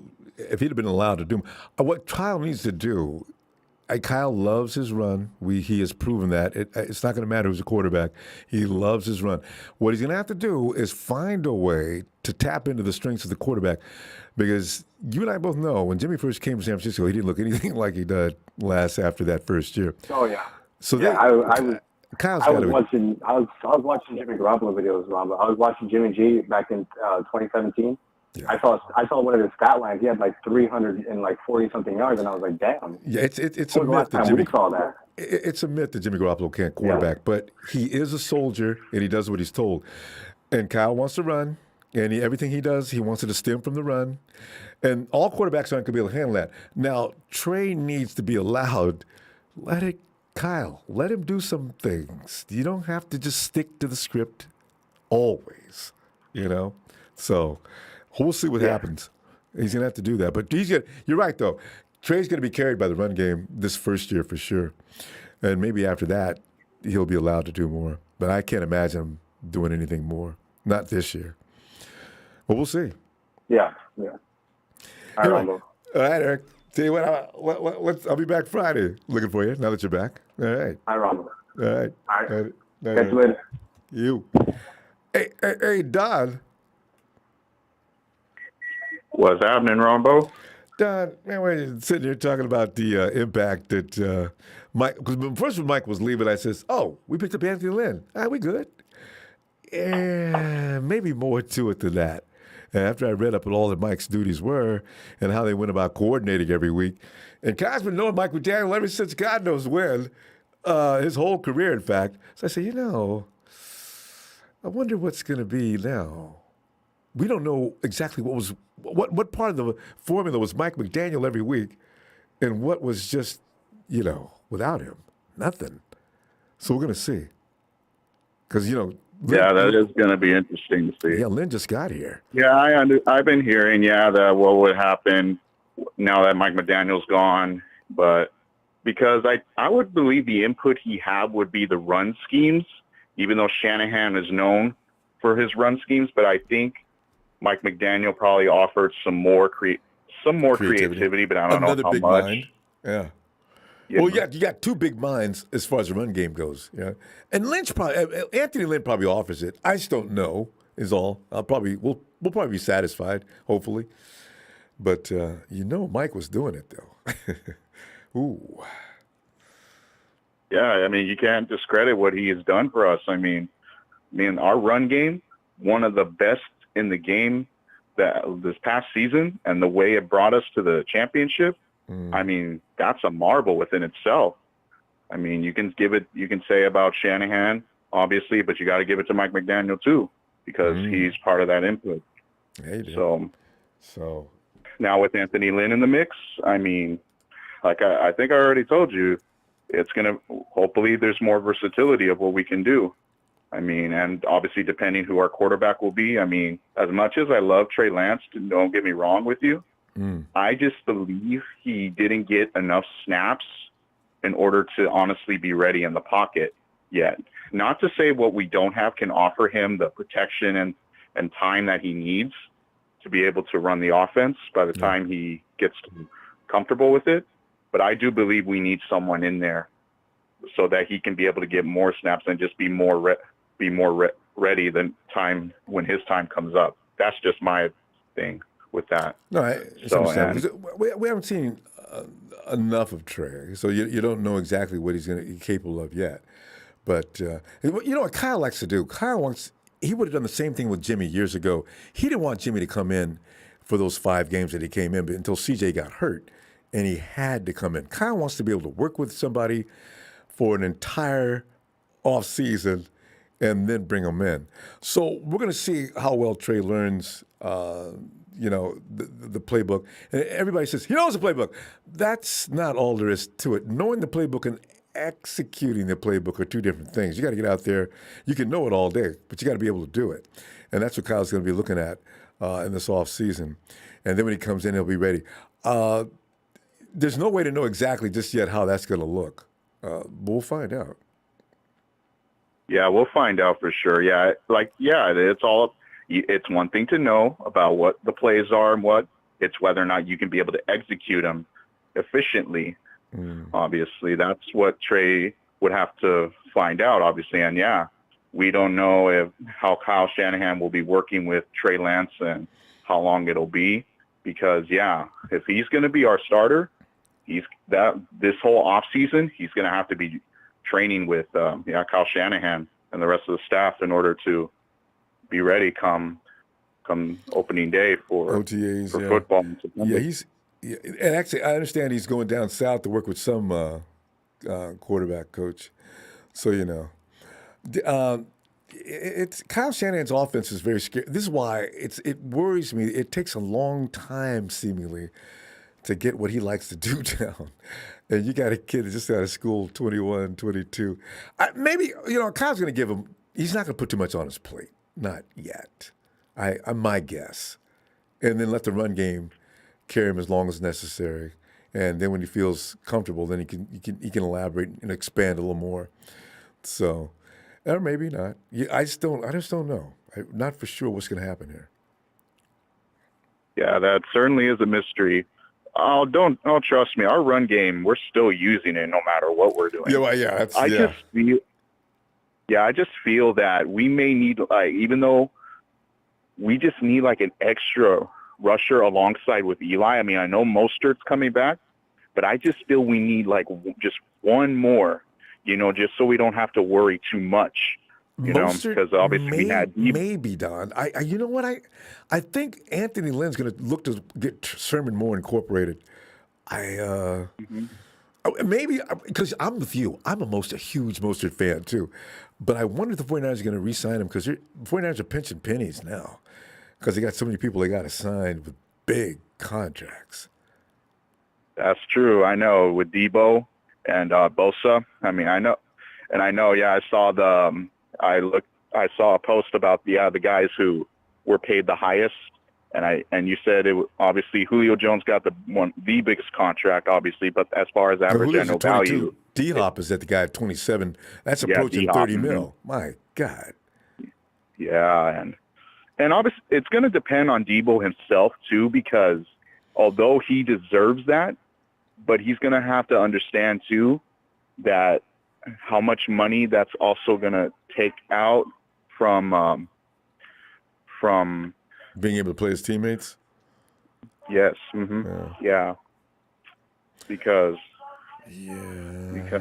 obviously it affects just, teams. But these players, I've never seen a player, except for quarterbacks. Tom Brady used to be famous for leaving the team enough to fund the rest of the roster, but I don't know that I've not seen anybody do that yet. They restructured their contracts after they get them, but they don't seem to want to go too low. And it's an agent thing anyway, because you're Don. If you go, your time's come. Your agent's going to go in there and do all the talking, and unless you call him off, right? Because he's going to try to get the best deal he can get for you. Everything else is irrelevant to him. So, yeah. Yeah, and that's another thing too. I did hear about the Tom Brady rumors that, I mean, it's been iffy on the, but to come to think of it, all the contracts he got, it was they never really discussed. I know, yeah, right? Because they never really discussed with New England, honestly. Yeah, I know, and that's for a reason. The incentives probably went to money we wouldn't believe, and he met all of them all the time. That's the thing. So, but Don, we're going to run out of time here. Can we see you Friday? Oh yeah, sure. I can be here on Friday. All right, looking forward to that. All right, fam. Talk to you then. All right. Shout out to you. Shout out to the faithful, and have yourself a good night. You too. Thanks, Don. And Edward. All right. Good night. Yeah, and Edward Diodato. No, you don't understand. When Jimmy came in, think about the team, the personnel that we had. All right. Enough said. Hey, Donut. If you can't love the world you want. Love the one you with. Say goodbye to Big Daniels. Let's win with Anthony Lynn.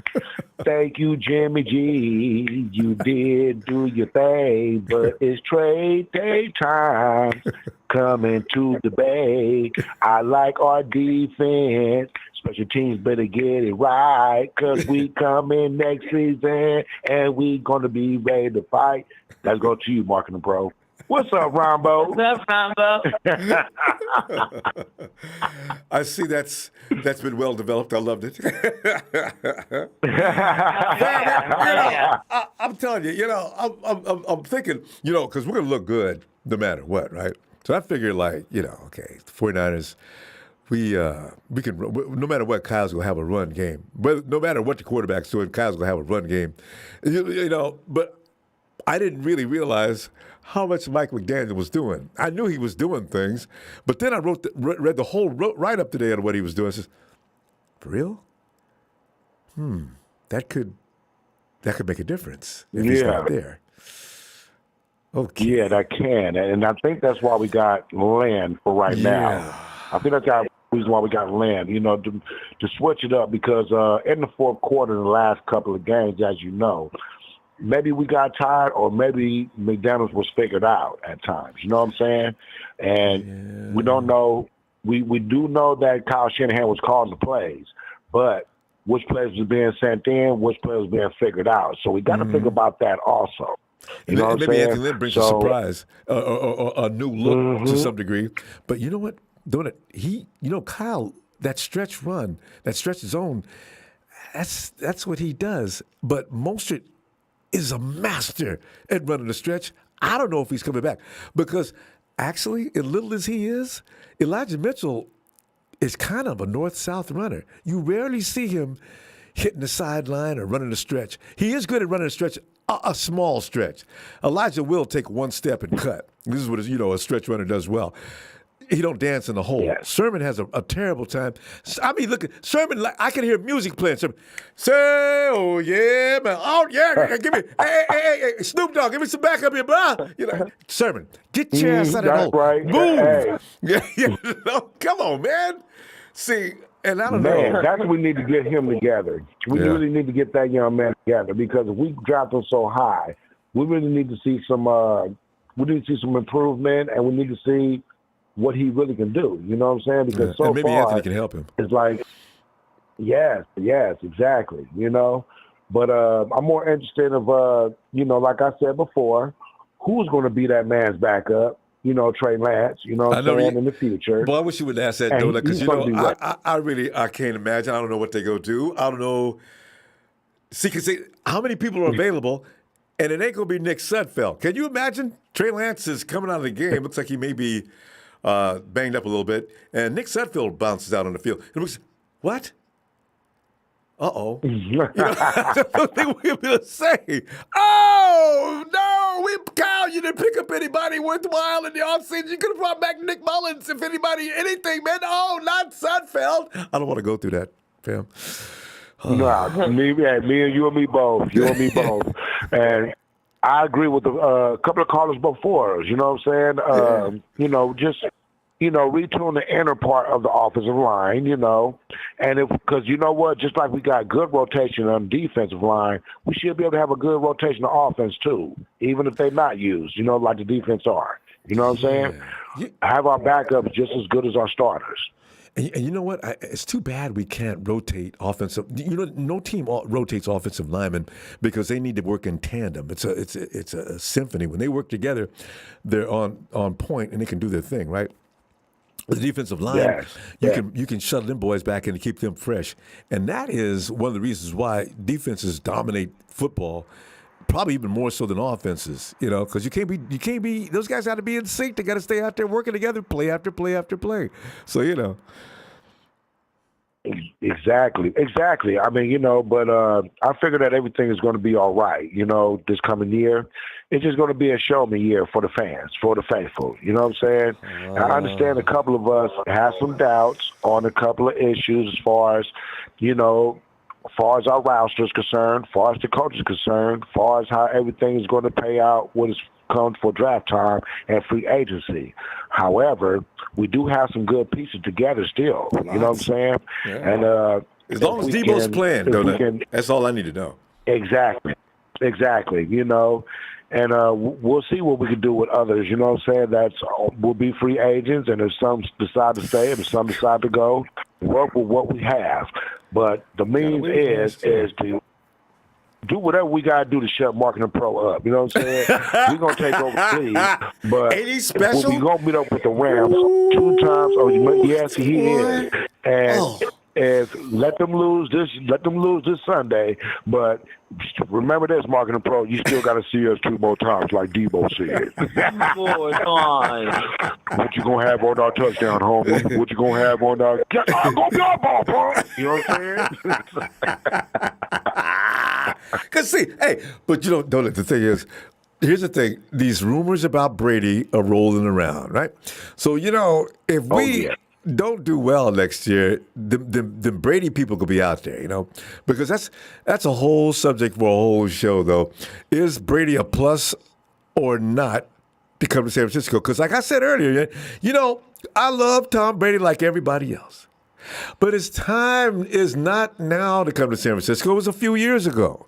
You come in now, Brady should come in and tell Shanahan, listen, hey, Kyle, you know, I got a lot of respect for you, but I'm hoping we'll be able to work together and install some of the things I'd like to do without stepping on your toes. And you know, I don't know if Kyle Shanahan's ego is able to, because Kyle believes he's Jesus when it comes to football, don't it? You and I both know that, right?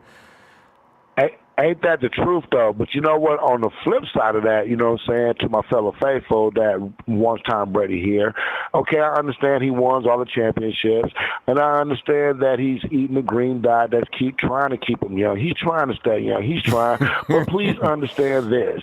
45. When he was a free agent and when Tampa Bay did try to do their thing and got him, remember, he wanted to come to San Francisco. We turned him down. We don't need that bad blood on us, faithful. We don't need that. And that's the only thing I'm worried about. If he did come, what will be that? You know, everybody will love him. Everybody will be excited. But as far as the heart is concerned, how would he really feel? You understand me? Because he really wanted to come here, but we said no. You know, the dude he bought him a $20 million house in L.A. He's got one in Miami. So, you know, him and Giselle, it's not about the money. So I was thinking, you know, if Tom did come, no, I don't need. You know what? Just give me some incentives and let's go. You know, because he really does want to be retired with the 49ers. I got a feeling. And like somebody else said, well, Frank Gore's going to say, hey, what? I've been asking y'all to come back and retire in San Francisco for how long? And you just let him come on in and take over? Boy, that'd be hilarious. I feel for Frank. I'll write a song about that one. I'll write a song about that. If he was coming to San Francisco, oh, man, the song will go platinum. You understand me? And you know he's good enough, so he will do it. Hey, yeah. Well, Tanisha, Donut, man, I'm going to go. I tell you what, I can't wait to see you on Friday, though, because we're going to talk about the Rams and Marketing Pro and how they ain't going nowhere. The best quarterbacks are still in the AFC. I love that. I didn't really think about that until it was just mentioned a few minutes ago. The best QBs are in the AFC. Yeah. Yes, well, we'll be back and show you right. We'll be back Friday night. We'll see you soon. Looking forward, y'all. Y'all ready for the holler? We love you, man. Let me give you all the holler. Yes. And Frank. Oh, yeah, Frank, before you get a holler, Frank, while you're making those fish sandwiches, man, you go ahead and slide one through this way up to Chico. Extra hot sauce and lemon wedges, man. Make it 2 and we'll call it good. Good night, Ronbo. Good night, faithful.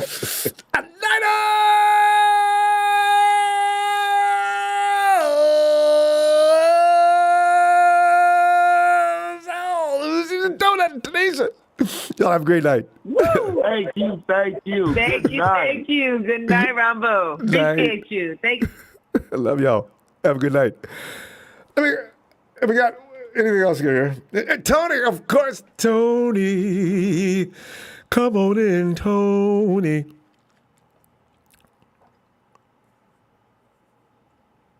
Tony's probably working marketing pro.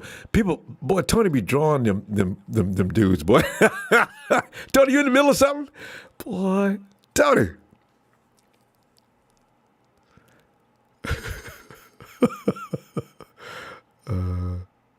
Yeah, Eduardo did it. Ronbo, in 2017 with Jimmy, we beat Jaguars, Bortles, Titans. You know, Eduardo, you still don't get it. Jimmy didn't know anything about the 49ers. He didn't even know the guys' names, okay? So give me a break with it when it wasn't worth a damn. Eduardo, you know football better than that. I just got here. I don't know nothing about what y'all do. I don't even know these dudes by their names, as they talked about. And he was out there distributing that ball all over the field. And if you say he wasn't, then it's just hating. All right? And I'm done with that conversation. So just, whatever you say to me next, I'm going to ignore because you're tripping. Hey, Tony! And also, what kind of offense and defense did we have that year? Our defense was a little below average at best. The team wasn't even fit. And Eduardo was, we didn't beat anybody. Anyway, Tony, you there? All right. I think Tony's working on somebody. Let me tell you what I'm going to do. I'm going to go lay back, relax. I look forward to seeing you Friday. We got it. I'm sure we're going to talk about the game, right? The Super Bowl. I've changed my mind. I'm going to be in your face at your place. Yeah. Hey, Tony. Ronbo. Yo, Tony. I got you. Come on in. I'm sorry, I stepped out for a minute. No, I thought you was working on somebody. I looked at the chat to see if he was rolling. But come on in, man. We're sitting here talking about how a man missing out of your. I'm sorry. Go ahead. Tom Brady coming to San Francisco. What's up with these rumors? See, don't you love it? I don't think so. I just don't see Tom and Kyle. Tom likes to throw the ball a lot.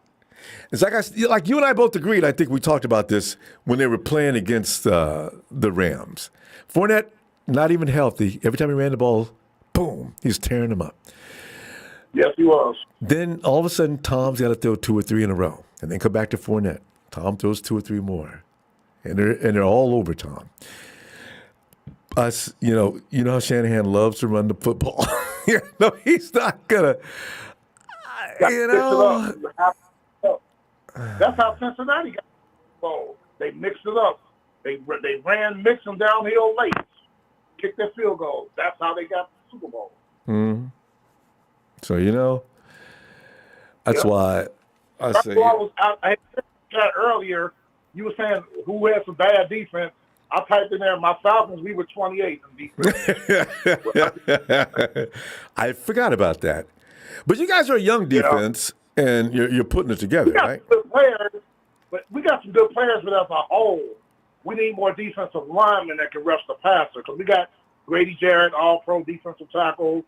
We got Deion Jones, all-pro inside linebacker. Foye Olakun, who led the NFL in tackles this year. He should have made the Pro Bowl. We got some young. But we as a whole, we need more players. Yeah, I understand. I just read where there's a want to keep Ridley. What's his name? The owners? Yeah, they want to keep Ridley. We want to keep him, but if he doesn't want to be here, Ronbo, and I know he doesn't, then you don't have no choice. Yeah. Exactly. Maybe. I said in my chat earlier. I got all over Kyler Murray. I called him a sniveling mama's boy because because of that bad performance. We talked about this on your show. 157 yards passing in the playoffs. Yeah. Are you kidding me? Yeah, you want more money? You need to quit with that. Wait. Kyler Murray wants more money? Yep. Really?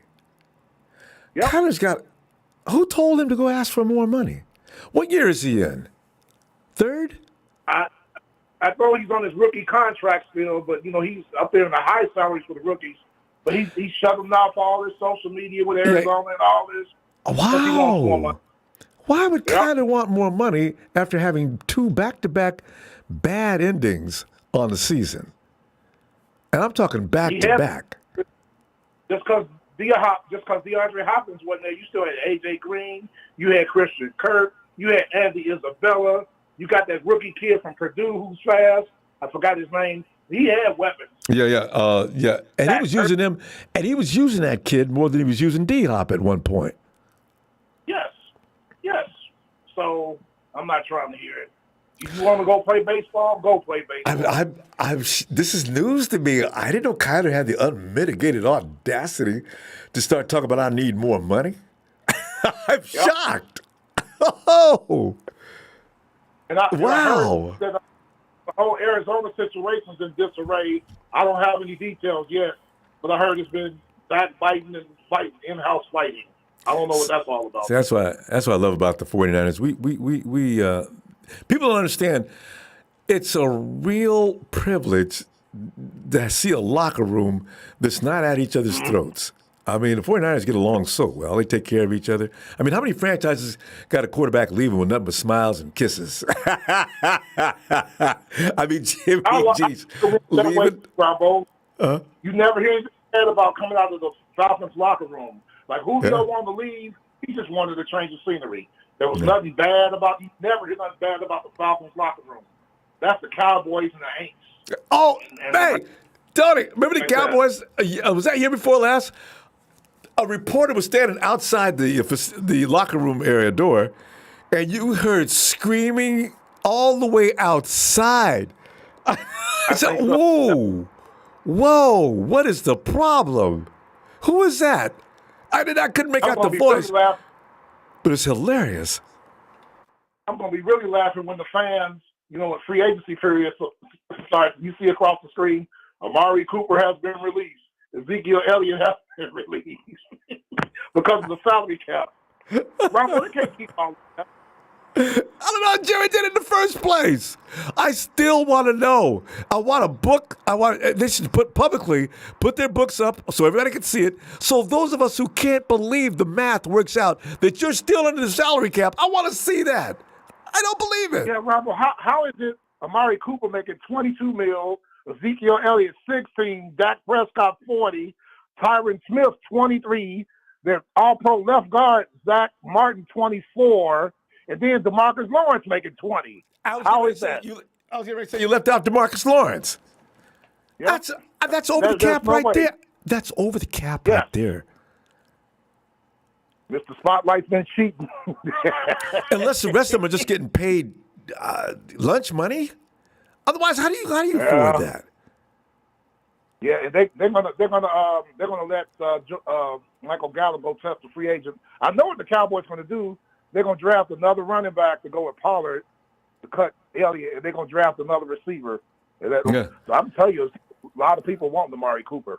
Because Elliott, he's sort of like he's hitting that running back area where my legs. I don't know if I can do this no more. So Yeah, Marketing Pro. I'm just in the chat. Marketing Pro. Make sure you come in here Sunday night after the Bengals finish this business trip.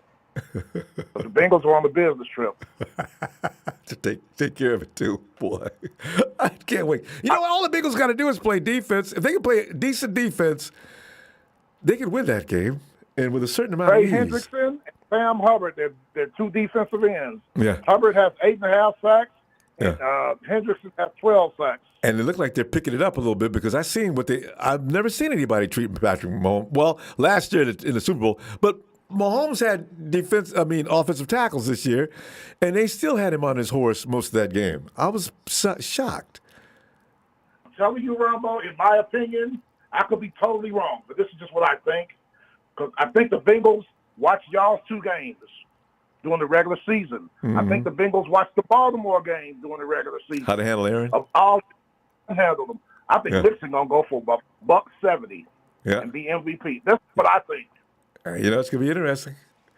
Tony, I'm going to go. I tell you what, I'll see you Friday. I'm going to have to sort of pay attention to Super Bowl news. I've been ignoring it. But I'll see you Friday and see what's going on. I talk about the Bengals offensive line because of the 9 sacks and all that. But Ronbo, the Bengals offensive running the football, they're good at outstanding. that. Yeah. Yeah. And that's all you got to do to neutralize Aaron Donald. Shannon Sharp. Yes. I believe Aaron Donald is the best best defender that ever played a game. Shannon, stop. No, he's not. No, he's not. Oh, somebody came. A Ram fan came in the chat and said Aaron Donald is damn sure is. No, he ain't. Oh, okay. That's another conversation. Ronbo, who is AFC in rushing behind Jonathan Taylor? Can you answer that question? AFC, you say? In the AFC, who was second behind Jonathan Taylor in rushing? AFC, who could that be? What team was really running? Mix. I was just giving it must be Mixon. Or else you wouldn't ask. It's Mixon. Yeah. So stay tuned. And the Rams hate that. Aaron hates that really badly. They're taking them lightly. The Rams, the country, they're taking Cincinnati lightly, and they got them just where they want them. I hope they do. But I will talk to you Friday, sir. I know I got to go. All right. Have a great night, Tony. All right, take care. And one more thing, Edward Diaz, while you're trying to downplay everything that happened in 2017, you realize who was on the offensive line that year? And you realize that what's our big tackle left because of a shoulder injury? So you can belittle it all you want to, but it's just a joke. A joke. All right. I'm going to go, and I'll see you Friday. As I said, we got to watch that Super Bowl now because I want to be able to be right there when Marketing Pro, he's going to be in the chat, especially while they're winning. All those Rams fans, I want to see them when they sit there and say, okay, well, you know what? We beat you guys. I want to hear, well, you know what? We beat you guys. Yeah. And you had no business doing it. Never send a Ram to do a 49ers job. That's why you guys shouldn't have been there. And you know what? I tell you right now, if all I needed was Trent Williams, I still win that game. Y'all wouldn't know that. You won by 3 points.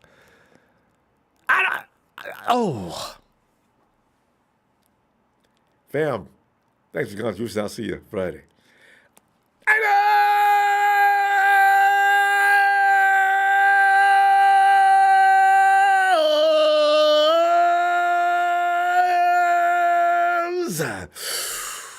Ah.